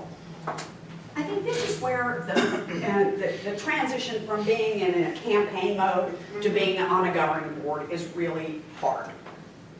Because when we're campaigning for office, we are eager to, it's always a little bit different whether you're running for the first time or whether you're running for a re-election. Even I'm going to pick on you again, Miranda, saying I'm going to run for core services. You have a platform that you created. Typically, once you've been elected, you're coming back, you decide you're going to run again, you're going to say, I'll do the best that I can. And you virtually make no promises beyond that because you start to realize that this has to be done by a majority vote with all these other people and all these other interests, and what you think you're running on will quickly become a lost in all this other stuff. And so how we talk about things during a campaign is really to encourage people to believe that we can make a difference, because that's really what we want to be here for. We're public servants. It's motivating to feel like we can make a contribution in our communities. We all want to make a difference. But once we get elected, the only difference we can make is the one we make with the majority of the board. And so therein lies this rub where sometimes what I know my core constituents might want is really not what the whole county wants, and certainly not what the whole majority of the board wants. So I have to decide in that moment, is this for me a value personally that I feel so strongly about that I'm going to say, you know, I really can't vote for that, even though I believe the majority is making the decision that the whole county wants. I get that. But for me personally, that just doesn't seem right. I can't do it.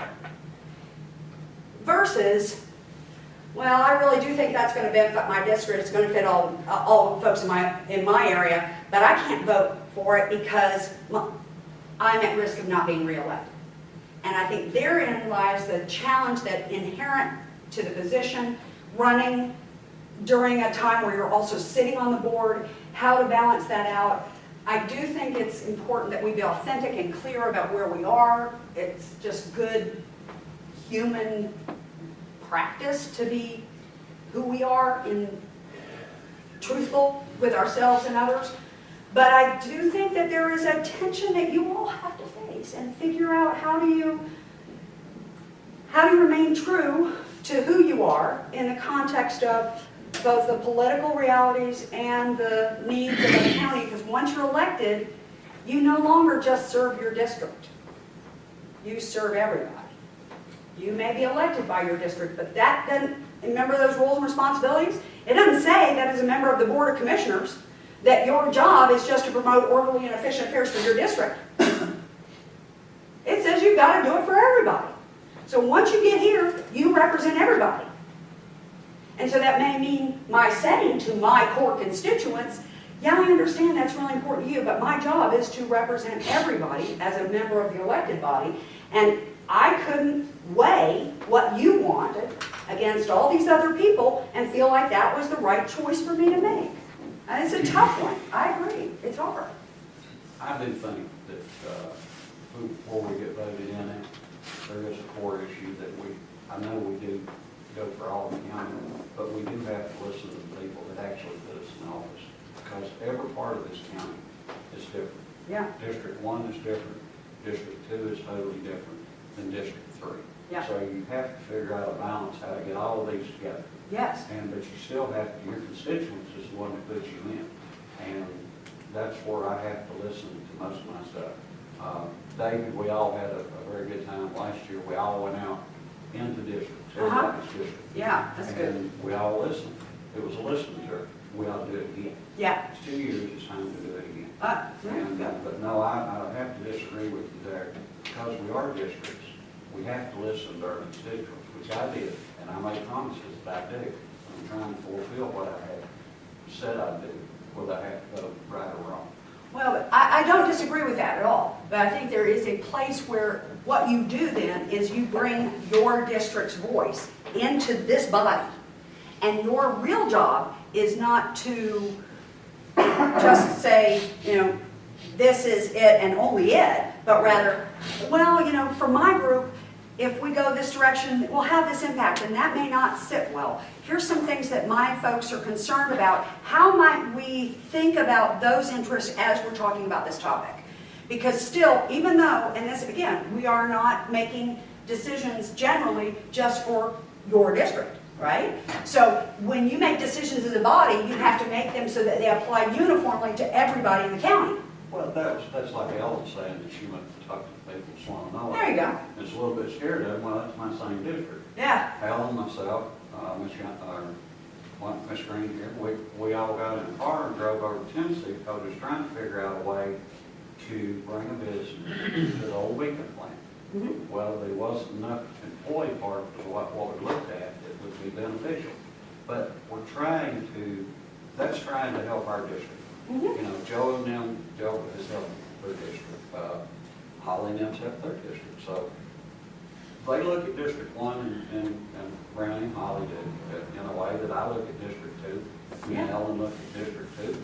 And now Miranda and Joe have to look at District 3. There's a lot of things going on in District 3. But they will want for your district, you all are together.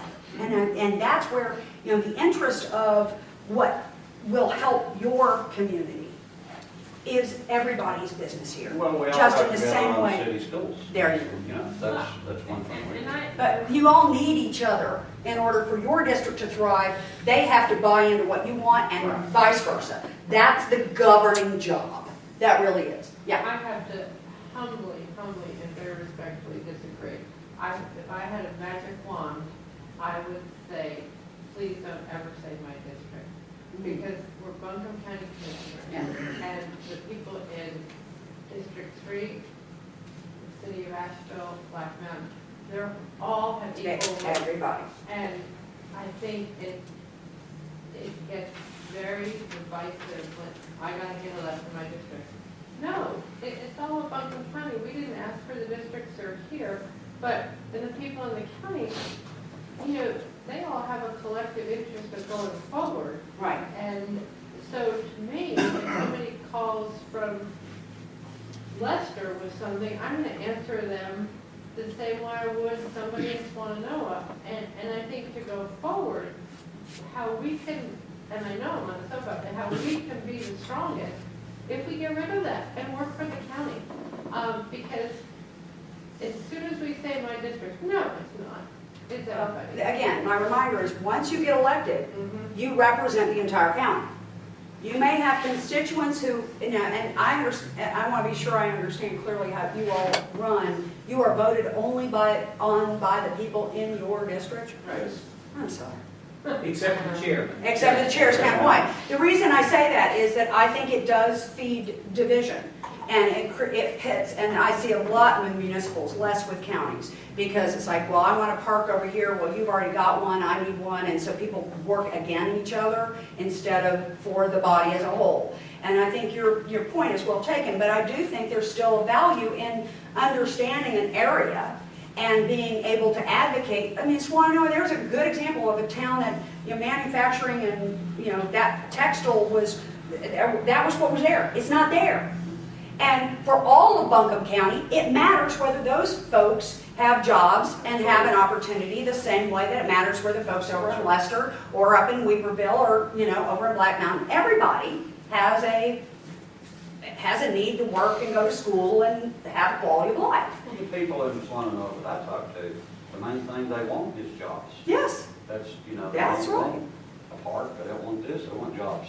and you've got to plan for that future in a way that thinks it collectively about how can we do that so that we are really lifting all boats in a way that will maybe mean sometimes we lift a little to this side and a little to that side, but ultimately, if you have that big plan, what happens in 1 year is isolated if you don't have a big plan. Because you know really what'll happen over time, I think, probably in Buncombe County, just like it is in other counties, is that needs are gonna cycle. That's right. Land availability is gonna cycle. Opportunities are gonna pop in District 2 or 3 or 1 or wherever, depending on certain That's times right. and functions. So then, but what we bring by district is we bring the experience, and in most cases, you know those people Right. better. You- because exactly. That's where you go to church, that's where you get your gas, you know, so you bring that perspective in, then you have to. Well, if I were king, I would suggest everybody have a requirement that everybody have, you have to have people live around the county for exactly the reason you just said, Joe. I've been in Chatham, we had no districts, and everybody was at the population base. And the western part of the county just didn't have a voice. That was not good. I live in the western part of the county. It was not good. But the way I think we get around that is you use the district to say you have to have representation, but it's all at-large voting, like the chairman. Because then it does put each of you who live in districts in a situation where, yes, you know those people, you understand their needs, but you also have to be able to do that big picture county thing because the folks in the city need to understand that you also care about their interest, and the people on the other side of the county who are not even close to you, that they understand you will also be interested in what they want. And that's where, if we do something to build jobs in Swananoa, it can be the people in Leicester saying, well, they don't care about us. That's where that big long-term plan is so critical so that you can say, well, yes, we put a school here this year, but if you look at our big sustainability plan, you'll see that we have a map of all the areas that are growing, and we have a 5-year goal to build new schools all the way around the county. And if you will kind of look at how we're moving, we're staying with our plan. And we're doing this so that everybody benefits. So if you don't have the plan, you're in a very difficult position to help people see that it's not all going to you instead of that. It's the big picture that allows you to say, yeah, we're fighting for this one right now, but if we get this in, next thing we do is we go to the other side of the county because they need it too. That's a win-win. Yeah, David, I know you're trying. The county, a couple other levels to the onion of what Mike's saying is, and Ellen, is you kind of have, in my opinion, you have a fiduciary responsibility to the people outside your district because you're spending their money, even though they can't vote for you. I think, and that's huge. Yes. It's a little bit different than we've been doing in the past. And then the other level of onion, I'll just throw out there. That's a really good tool to use, you guys. But another level of onion that comes up from time to time is when your personal beliefs are not in the county's best interest. You Yeah. feel real strongly about something, but you know it's best for the county, and you have to weigh it out. And that is a timeless conflict for elected officials. And I would just like, while we're here, I That's would a just like, fundamental in your code of ethics, and any good code of ethics Yeah. is the charge to all of us to keep in mind, what do I want versus what's in the best interest of the county. and the one thing I will brag on this board, we had a unanimous vote recently. We have a city and school, county school district separate, and we voted to spend $53 million not out of a fund, a model we have, but $53 million for city schools. And it was the right, obviously it was the right thing to do. I just commend everybody for doing that, because that was not, you could argue that a lot of ways, but it's definitely best for the counties and for the city and for business and for everything else. But so I think this board has risen above that many times. Good. And that was the most recent one that I'm probably looking back, I'm going to be one of the things I'll be the most proud of, because you know, it was for one district, but it was for everybody. Right. And it's for kids, it's for Schools are for education, everybody. all the right Schools reasons, are for people voted the right way. I would agree. I mean, I think over the last 2 years, that's been one of the things, I felt like we've done pretty well as a body. I mean, people, you know, will say, hey, I know there's something going on here, but I want, you know, Joe was out, let's get, I want everyone to know about the commission, and people, it seems like, do take time to kind of go out and learn about stuff outside the area that they're, you know, technically, you know, other district is boundaries are. So I feel like we've been doing a pretty good job on kind of not being too parochial in terms of like the things that are just going on within the districts that we're elected from. And I definitely hope that we can continue to do that. And you know, I think, and I agree, kind of like going back out and, you know, we as a body doing that, I think it is time to do that again. I agree with that, and I hope we'll, as individuals, continue to do that. And I definitely, as a commissioner, certainly felt heard, you know, on some of the different things that were in District 1, that if people wanted to just say, well, hey, that's not as direct a benefit to people who vote for me, so I definitely feel like that was not the mentality people brought to it, and I really appreciated that. No, we didn't bring the mentality that the school did, like, you know, our district, we wanted. The city pays a lot of county property tax, and I felt comfortable with the city schools. There are a few really important things. One, I think, David, your point about it's everybody's money is important to any of us, where somebody's saying, well, they're getting, well, you know what, this is, you know, I have a fiduciary responsibility to every taxpayer, not just the people here. Now, you may vote for me here, but I mean, everybody's taxes are working. So that's one tool that you can use. I think the listening tour is a great idea. The other thing that I know that some jurisdictions do is that they schedule, at least periodically, holding their actual business meeting in different parts of their county. So that, you know, maybe a couple times a year, you actually hold your meeting outside of your county chamber. And that also, more than listening, helps people in those regions of the county that may not get into town as much really understand how you do your business, how things work, what it is that looks like local government acting. And that can also go a long way to having people better appreciate the complexity of what it is you're doing. Because on the outside, why can't you just snap your fingers and make that happen? We are accustomed to going to Target or Walmart or the stop and go. It doesn't matter. We walk in, we get what we want, we walk out. We think customer service is the model. And we've forgotten what it means to be a citizen. We have lost our conversation in the public domain about citizenship. And citizens have responsibilities. We are not customers. Citizens have obligations. We have obligations around voting. We have obligations around law abiding. We have obligations about being engaged in the business of our communities. And if we abdicate our job as elected officials of calling upon our citizens to step up and do what they can do too, we are not engaging them in the public's business. I feel like we have gotten really, it's almost like we're thinking of this as professional political class. We got so much spin and so much media and all this stuff. It's as if it's only the politicians that make government happen. That is such a misrepresentation of what our democracy is about. Democracy is about all of us having a stake in caring. And that's why I do the work I do in the nonprofit world.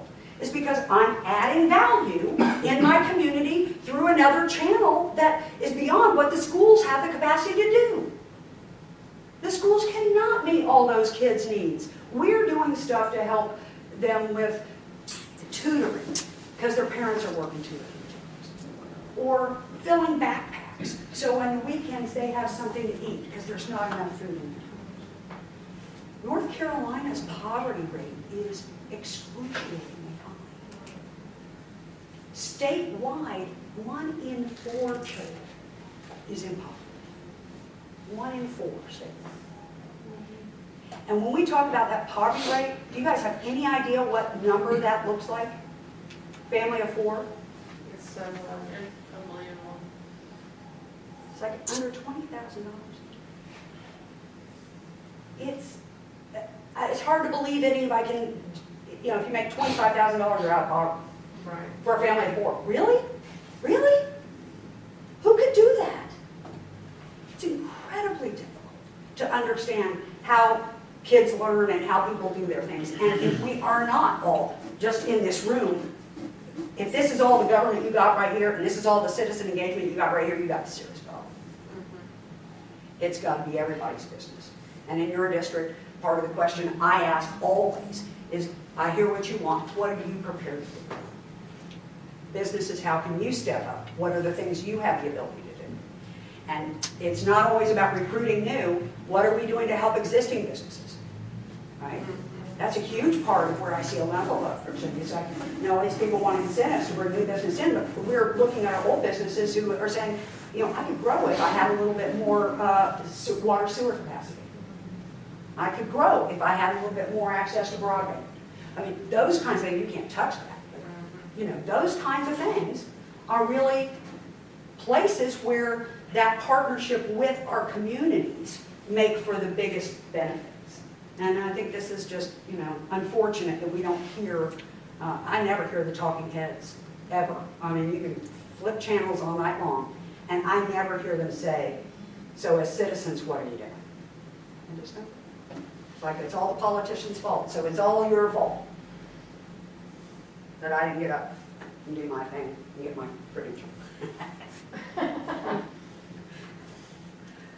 You provide public services. We've talked quite a bit about this. You decide what the scope of those services are and make sure that you are meeting those legal requirements. You cannot, for example, decide that you're not going to meet the educational demands. And this is where some of these cities and counties have been in problems with the state and with the courts, because they actually are failing to provide sufficient funding to their schools, which means that kids are not getting the level of education that they are entitled to under our state constitution. And so that's and you guys did a consolidation of Health and Human Services. That's that last bullet. That's that determine the organizational framework. You chose to use a different model for organizing Health and Human Services. You have the capacity as a board to do that. All right.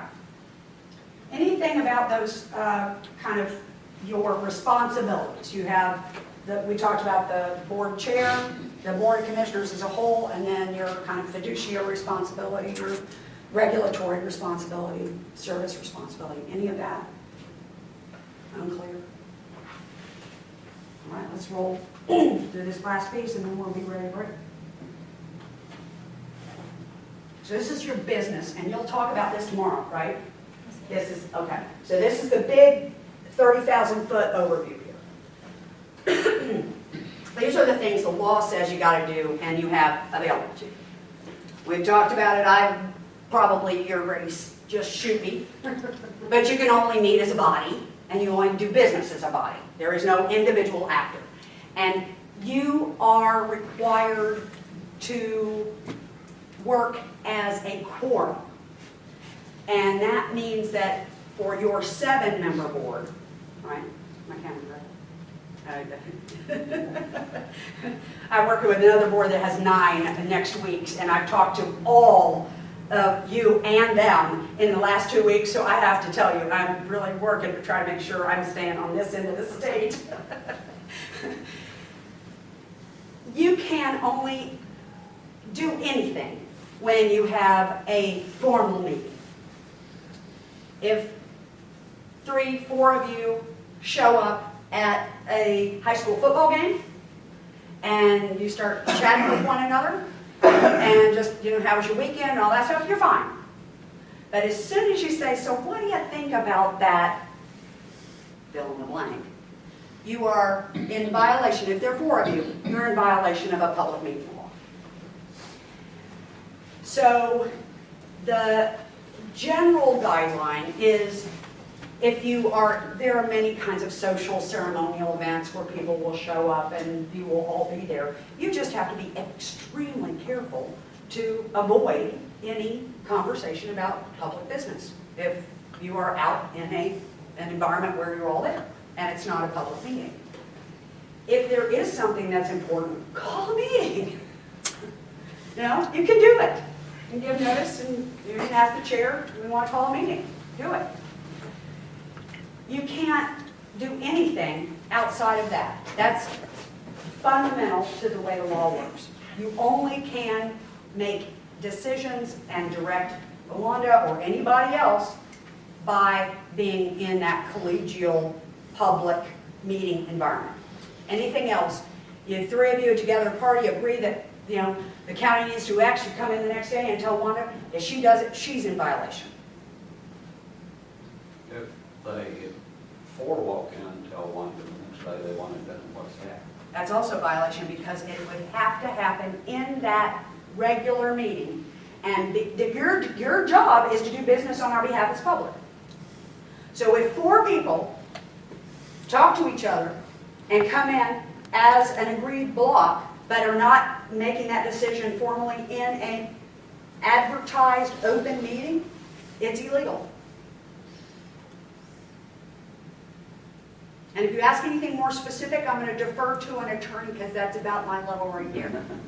But for their own good. Yeah, exactly. I think it's really important to understand though that you will often find each other in unexpected.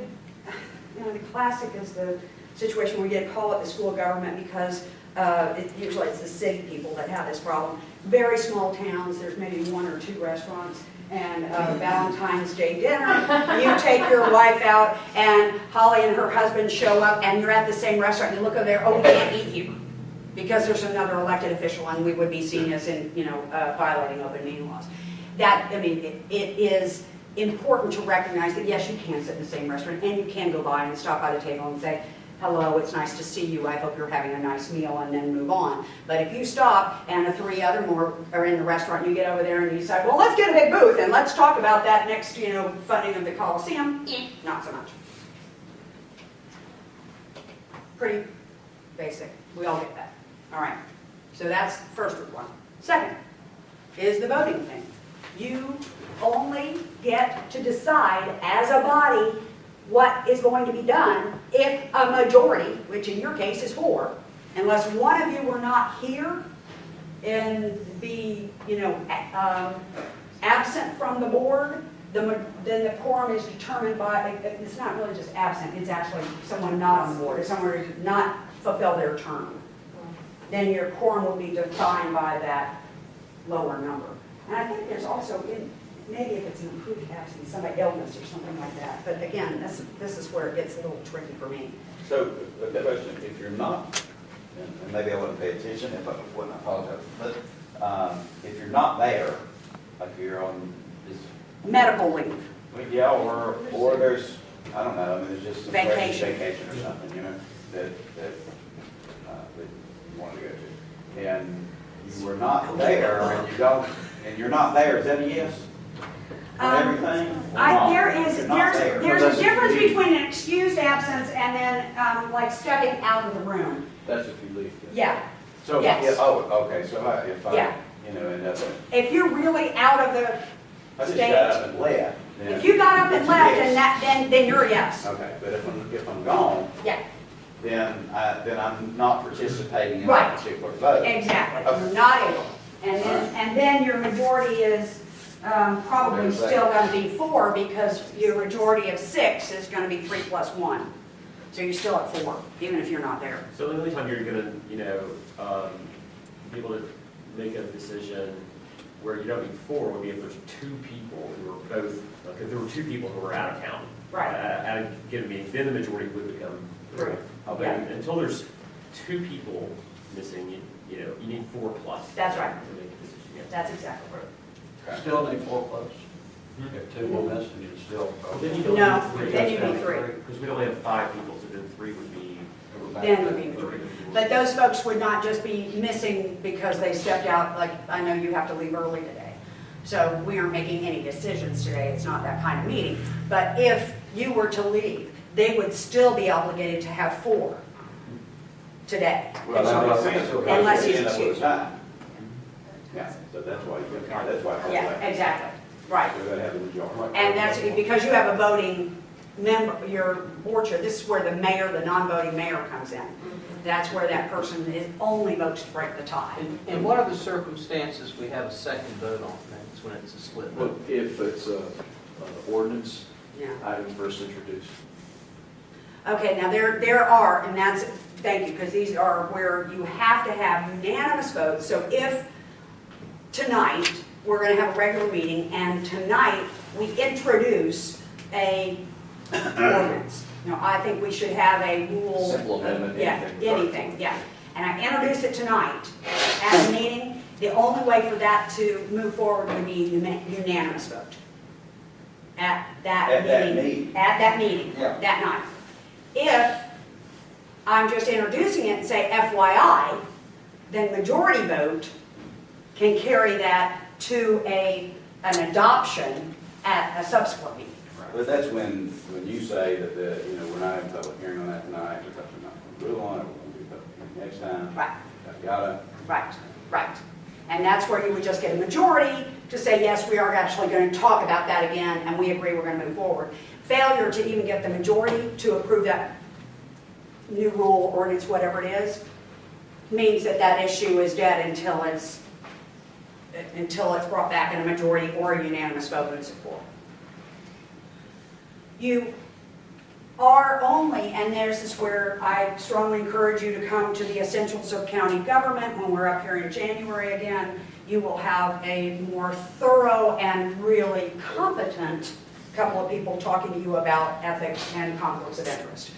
Freddie Bluestein and Norma Houston do a fabulous job with that, and they will talk to you about what qualifies as a conflict. In North Carolina, the basic, again, 30,000 foot is you are only going to have a conflict by our law if money is going in your pocket. So if, as I serve on a nonprofit, if I'm serving on the Board of Commissioners and I serve on the board of a nonprofit, and our Board of Commissioners makes some allocation to help support the work the nonprofit is doing, I am obligated to vote on that because I don't get any money from a nonprofit. Some of you own local businesses. If you are going to have a vote that would affect all of the businesses, that's where it gets a little sketchy for me. Because the word's financial, a substantial financial. Substantial, exactly. And this is where, so for example, a big company, we're going to give a contract to a large engineering firm. And my husband works as an engineer there. I would still have to vote because it's not going to change my husband's salary or his anything because the firm gets the job. If it's a big firm, he's just mid-level. But if it's a small business and my husband owns it and we live together and that contract would actually be a direct financial gain to him, then I am to abstain because I have a direct financial interest because somebody in my household is going to get more money. So those nuances need to be absolutely clear. You need to understand it. You may have to explain to people why you have to vote. You have a duty to vote. And there is no, they don't even have abstain as an option. It doesn't exist in North Carolina law. So even if you say abstain, how do you record it, Kathy? In the affirmative. There are a few places where it's just with the majority. So if the majority was no rather than aye, and do you go with the majority or always go with the aye? Usually go with majority. Majority. So that's, yeah, see, that's where this is, Go either way. yeah, affirmative in this instance is really with whatever the motion, what's carrying the motion. Not necessarily the aye vote or the nay vote, it's which is the majority going in. Okay? I don't want to have that misunderstood. It's like the majority says no, I abstain. I'm not going to be an aye, I'm going to be a no. Okay? Any other Well, I voting? have a question. Yeah. So, I may or may not answer it. what, I may or may not be able to answer it. well, maybe it's more of an advice type of thing, because, I mean, there's just this chronic, frankly, slanderous allegation against me that just keeps on coming about. I work with, you know, the YW and this, that, and the other. And it feels like, you know, I always feel like I'm the one that has, like, this has been vetted 1,000 times, and it is, you know, it's not. And even as I don't even work for an organization anymore, and it's still this thing. And so in people, but I think the kind of the silence and stuff kind of feeds into like, whoa, what is she doing wrong? And it's just really frustrating and frankly insulting and frankly sometimes hurtful. Because at this point, 6 years, you know, 6 friggin' years, however many, you know, attorney hours, you know, is kind of reviewed it again. There is no there. So I'm just wondering that, you know, if there's a way that or is an advice or not, just kind of, there would be a statement made if there's inappropriate allegations made, just kind of as a matter of fact, or is that just getting into the waters and? Yeah, I think this is where Because, you know, it just feeds into it. Yeah. Because the only thing people gotta say is, you know, ooh, and then it goes. I mean, again, one of our, you know, former elected officials was making allegations against my ethical stuff on his Facebook, on his newsletters. And it's so inappropriate, and it's just wrong. And so, and then people feed into it and kind of stir it up. And it's not okay. And I call it out, you know, because I'm going to take that for myself, and I also feel like it's erroneous information for the public. But wouldn't it be great if it was just kind of somebody else did that for me? Well, again, this is a place where I think there's a legitimate opportunity for the board and maybe through the chair or, you know, as a just standing statement, when issues are put before the body where allocations are going to be made to local businesses through which many of you may have affiliations. I mean, you're active people in your community. You have ties to things. It's there.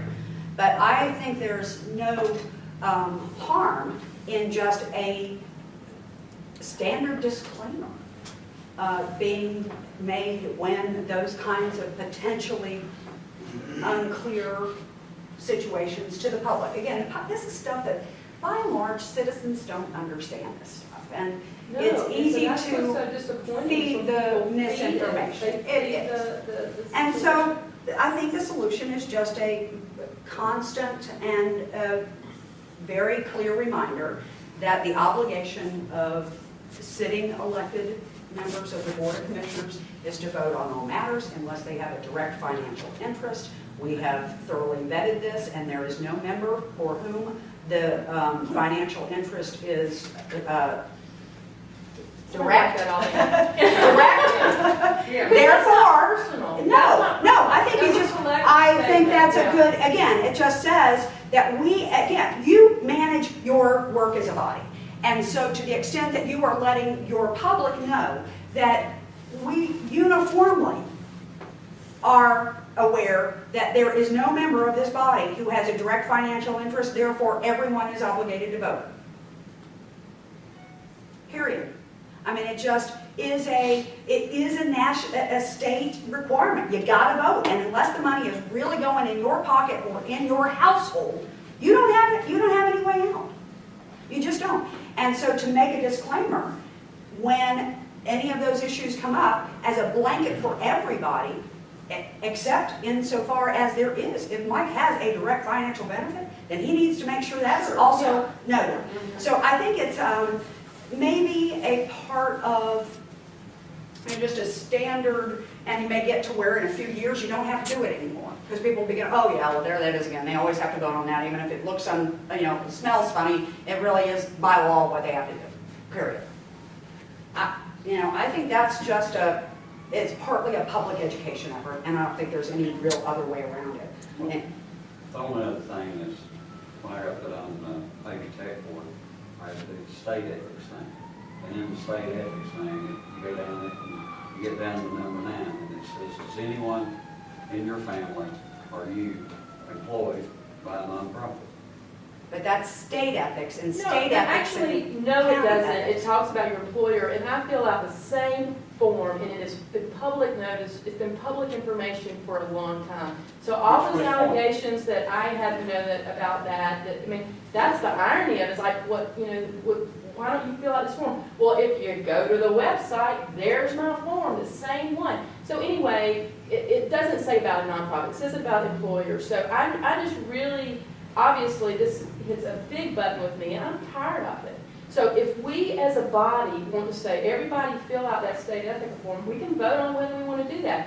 But Brown Newman and Holly Jones have filled out that form, which has much more disclosure than others, for years. So let's just put that to bed. Y'all have to fill it out to see. No, it was on the MPO.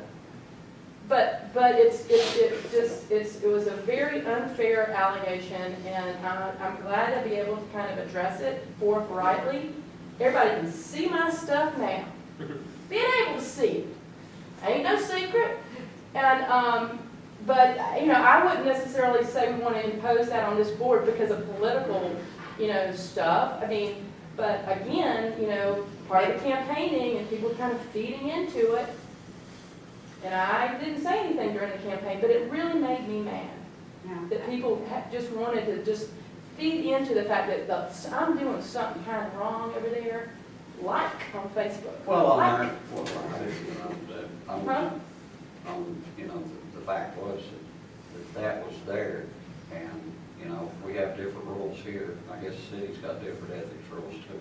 No, the local government ethics for cities and counties is one statute, and then the state ethics is a different statute, and there's even another one for another, and maybe a community college are different than the other state agency ones. It's separate, but they're similar. They're similar. But the thing about it is like and this does often happen, just let me be sure that I make it clear, because this is very common that members of county boards are obligated to serve on community college and other kind of state transportation bodies and other kinds of things. So they're actually having to do 2 sets of ethics. Yeah. And they are not exactly the same.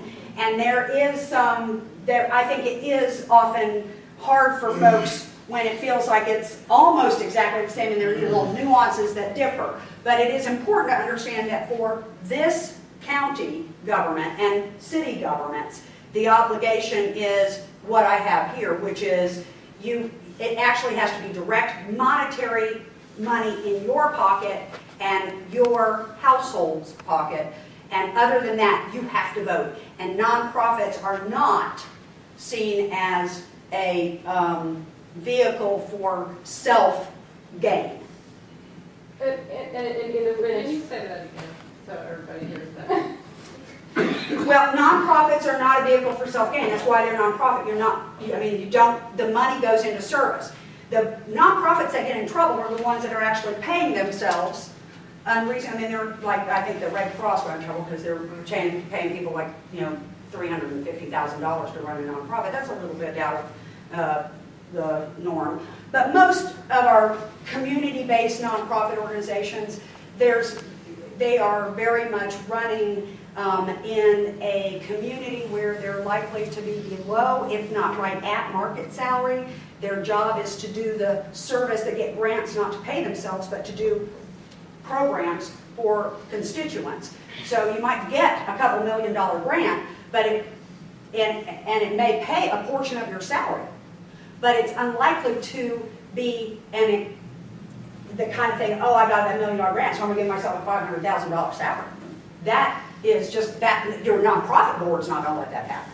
So and that's the other piece about this, nonprofits are governed by their own bodies, governing boards, and those boards have a fiduciary responsibility to assure that the money is being spent for the purposes it was given.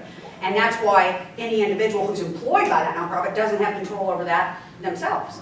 But there was an allegation, I mean, what's beneath it is like, because this board has acted ethically according to the rules that we Yeah. have. So there's this allegation, but this, if you do this, it's really ethical, you know, and I mean, again, the irony is was like the person that was being alleged against has been doing that. Yeah. But I didn't make a big deal about it because I didn't want to, first of all, I think it's an unfair standard to impose on the counties without, if the counties want to do that, if the locals decide that this is something important to our community in terms of transparency or whatever, then it shouldn't be imposed on You mean somebody filling out for the state ethics political form? reasons and Is political that what you mean, advantages. disclosure? That's what you're talking about? Yeah. So anyway, that's that. So just so you know, that's a little bit off subject, but so you get the full backstory of that is, I don't necessarily think that form is all of a sudden so much better than what we do right now. We are being ethical now. We don't need to fill out another form unless we think it benefits our community, you know, to be more ethical. So the fundamentals of government that comes up in January, I can't remember what.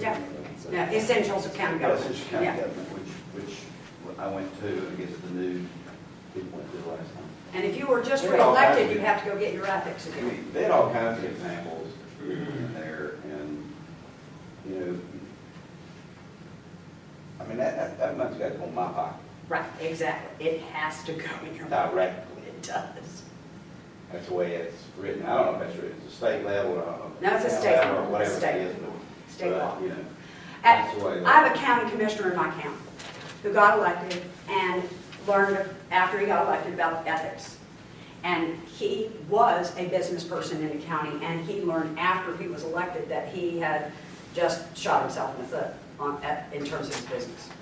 Because he said he did large equipment sales and service. And he said, I realize that all my contracts with the county now, where I service their vehicles, he said, that I can't do anymore, because that's my business. And running a business where the county pays him directly to provide that service, he said, you know, the service itself is not the big hit. He said, the big hit is I can't sell them any more equipment, because that's also his business. So those are the kinds of things where you see that direct benefit. We've had people who've gotten elected and then discovered that their housekeeping business or business, professional cleaning company no longer can do public buildings, and that's like 60% of their contract base. And they discover after they got elected that they have to decide whether they step down from their office or forego that business. I mean, those are very tough, but that's why it's a very direct financial reimbursement. Nonprofits, other kinds of, affiliations. My, stepsister's brother-in-law has a business. It's just not nowhere near what this state says. You gotta vote. You gotta vote. I think on a larger scale to what Holly was talking about, we all know the truth. And it harkens back to when Senator McCain was running against Senator Obama, and a lady yelled out, he's a terrorist. And John McCain stopped and said, no ma'am, he's not.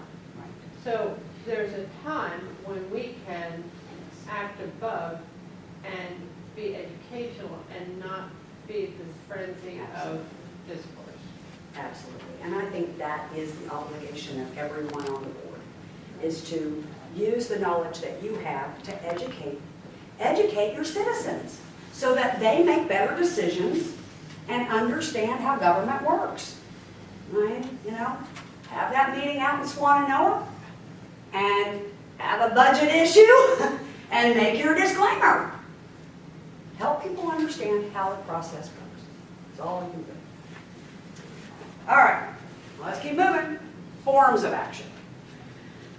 And very high level, but just a general sense of how do you get things done. You can do it by, again, majority in a public meeting, ordering something. And the order is a legal term, but in effect, when you say we want the county to do X, you are issuing an order to the manager to direct how administration should operate.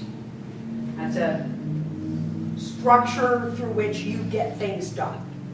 You can pass resolutions, and these are really about kind of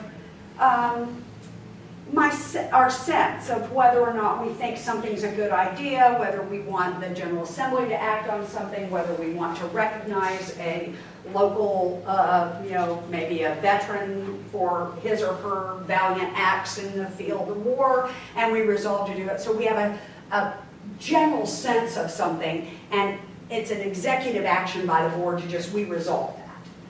And then your third, and often the one that will put people in a tizzy, is your ability to take action through ordinance. And this is your local legislative arm. And it's through your ordinances that those are really your local laws. Right? There are other provisions about special hearings and types of legislative variations around those ordinances and permits and that kind of stuff.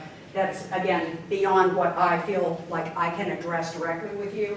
But it's important, I think, to just recognize that there's some things that you do that are just fairly straightforward. We agree as a majority that we want X to be done, and by order we give that to our management to execute.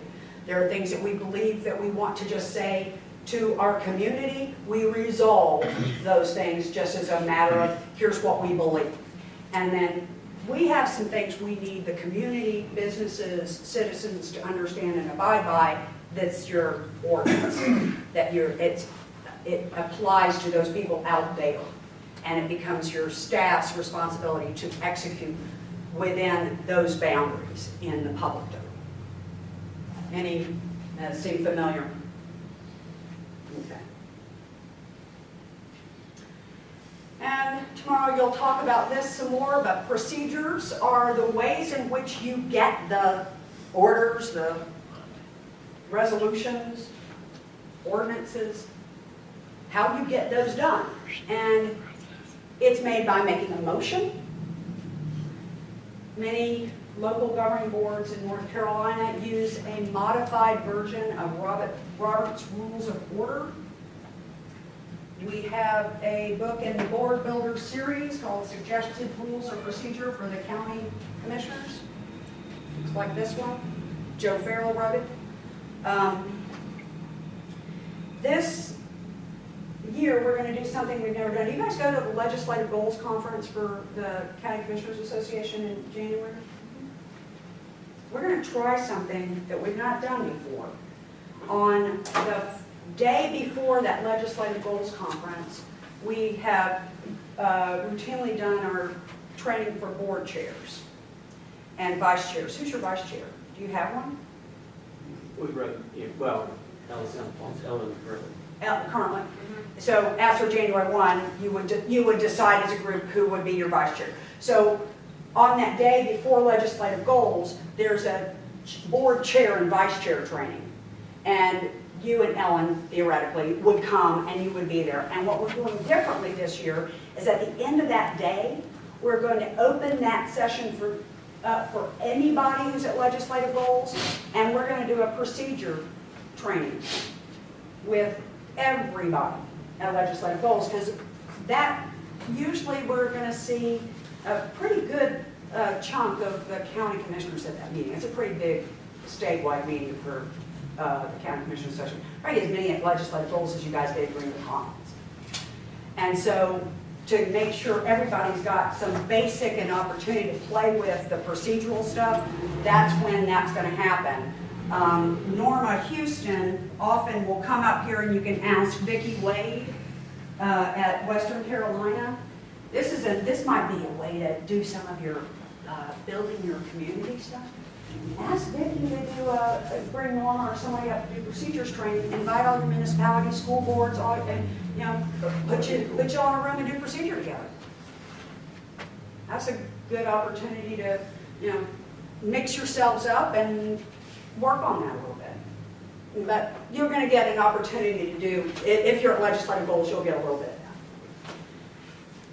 So the way things move in the meeting is somebody makes a motion that is seconded. There are differences of opinion about whether or not you even need a second. Those are locally determined rules as to whether or not you do. Some boards, I think, Jackson still is 3, right? Are they 3? Clay's not. Are they 5 now? 5. They're 5. There's, like, Clay's still 3 maybe. They've been trying to get to 5. Maybe they have now. Yeah, I think I think everybody's everybody's got got that. Yeah. Well, but even at 5, I mean, this is where some of the faculty who work in this area will say, and we talked about this a little earlier, if one person wants to talk about something, that's 20% of the group of 5. Why do you need a second? I want to talk about it. So it is locally determined. The problem with that model is that you may never get anything done if everybody gets to use the meeting as his or her own place to kind of grandstand on stuff. So there's the trade-off. You've got to figure out how do you manage ourselves as a body around getting our business done and making sure that it is the public's business, back to not my individual agenda, right? So most places, therefore, use the model of I make a motion, Brownie seconds that motion, it then becomes open to the floor to talk about that. Everybody talking about is David's job to make sure that if, we've all talked, but Miranda's still sitting there, he says, would you like to weigh in on this, Commissioner DeGroote? And he just really, his obligation is to make sure that every voice is heard in this conversation.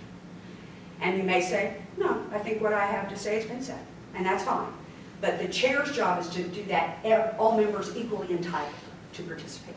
There is no one voice in here that is more important or bigger or better than anybody else's. Everybody is equal, even your chair. He just has to make sure we're all in it. And then when you do your work, whatever you decide your rules are, how you want to manage your procedure, you can't pick and choose about when you use those rules. Once you adopt them, they apply all the time to all of them. And say, well, Joe, you kind of have had this issue going on for a while. We'll let you talk about that tonight, but no, you've got to have a second for yours. You can't do that. You got to play it fair for everybody. You'll talk more about rules. Open meetings, we talked a little bit about that, but this is except for very few exceptions in North Carolina. You don't go into closed session. You meet in public, and this is really hard. This is probably, I think, the hardest part of being an elected official, because sometimes, even as you guys have talked about some things today, sometimes we have our feelings hurt. Sometimes there are things that we do that we might, feel like we're in conflict personally around, and I had to make this choice, but I really didn't like it, and to have to do that in a public environment, have to talk about how you do your own business in a public environment. Who else has to do that? No private business, ever. And when we do find out how private businesses are operating, this is where this is where I get my soapbox. I'm for limited government. Now, I should have said this on ordinances. This is one of my places where I really want to say to you all, be careful. Be careful. Because we talk about overregulation. One of the places overregulation most often occurs is right here in this room. Local governments can get very hot on their power to make local ordinances. so much so that, for example, in Florida, you can't braid hair unless you have a 2-year license. Can't what? Braid hair without a 2-year license. You'll be safe, you know, I'm right not in to that. Yeah, well, you know, maybe you can weave. But that's the kind of stuff that's not a state law, that's not a federal law. That local governments can get themselves into a place where they are going after every little thing. And that is, when we talk about the burden of government, I will tell you right now, I see a lot of stuff happen at the local level that you all are the ones that decide that. But we really have to make those choices wisely, I think, and be prudent about it. And we do those things in a public arena. You may have a vocal few who come out and demand that you do something, but I think it's very important you step back and ask, is that core? Is that really, I think you're asking exactly the right question, which is this fundamentally what we are obligated to do here? And are we making that choice in a way that is in the best interest of the entire population? Whenever you have 4 people together, you are in a meeting. And if you find yourself doing that where it's not a called and public meeting, you better break yourselves up real fast. You can go into closed session for a handful of things. Again, I will defer to my colleagues who teach in Essentials to give you the real details on this, but by and large, legal issues where the county is in a legal lawsuit, employees, evaluating a manager, and the economic development stuff. That's really about it, not much else. And so, if you guys are having a hard time getting along with each other, you can't go into closed session to talk about it. You got to do it right out in front of everybody else. And so there are a lot of things that I think are people would like the benefit of going into closed session for. It would be easier to get it out of the public's eye, but you are the public body and you transact your business in the public environment. You have someone who is charged with the responsibility of making sure your records of meetings are available for the public to review and for you to go back and see what you've done. I don't think you have this problem, but I always try to make sure I say this on behalf of all clerks statewide. It's about the action that you're taking, not everything you said. If you ever ask for verbatim minutes, just go stand in a corner and smack yourself. Because it is unfortunate that there are places in this state where clerks are spending hours and hours and hours listening to tape to type every word. They bring it into the next meeting, and then Brownie says, well, I didn't say that. Go there. You don't want to spend your night nitpicking your minutes. What was the general sense of what we were doing? Who was there? What was the vote? That's your minutes. Should be enough that if you look back, if you were out of town on that wonderful vacation that you were absent for the meeting, you should be able to go back and see generally what happened while you were gone. It should tell you that much. Or watch yours video. Yes, yeah, you guys have it. Yeah, you guys have a benefit of that. I just somebody slapped myself too. I got that. Public records.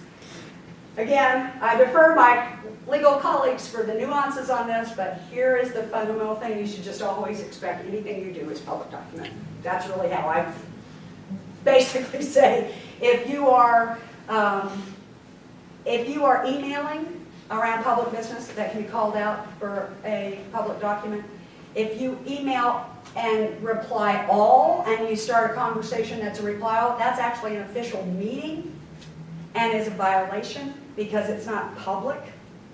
So you've got to be very careful, except for those very kind of, we're meeting at this place, time certain, and everybody's got it, and you write back to everybody and say, do we think we're going to get out, before 10 o'clock tonight? I don't think that's going to hurt anybody. But if you write back and say, well, I think that we ought to make sure that we hear from XYZ, what do you think? You're immediately starting a public meeting on email. No matter from what device it comes from. No matter what device, exactly. Group texting can be now called out, and they can requisition all that information. So the only things that they really can't get are lawsuit information, and I think that's protected for 3 years. You cannot get personnel files, although there are, and again, I would refer you to Essentials to get the more specifics, but there are certain types of data around personnel that are public, but it's not, it's not the personnel file. But you are now required to, for example, say if somebody's discharged, what the general reason was for that person being let go. And you cannot give information about people who are on your public welfare rolls. Those myths around the woman with 8 children by 7 different husbands who's getting $70,000 a year from the state or the county. The reason that those things often don't hold up very well is because there's really no, there's no there. It's often hard. Although there was some interesting stuff recently with some folks with getting VA benefits, Social Security benefits, and SSI or something. That was some combination. They were veterans making an awful lot of money. But that came out in courts. It's not because anybody got their files. That's it. Okay, here's my last piece, and I'm not going to have any more PowerPoint after this. All know the influence of interest on the mind of man and how unconsciously his judgment is warped by that influence. This is Thomas Jefferson, right what you were saying there. Told you I was going to get at that. Our founding fathers understood. We are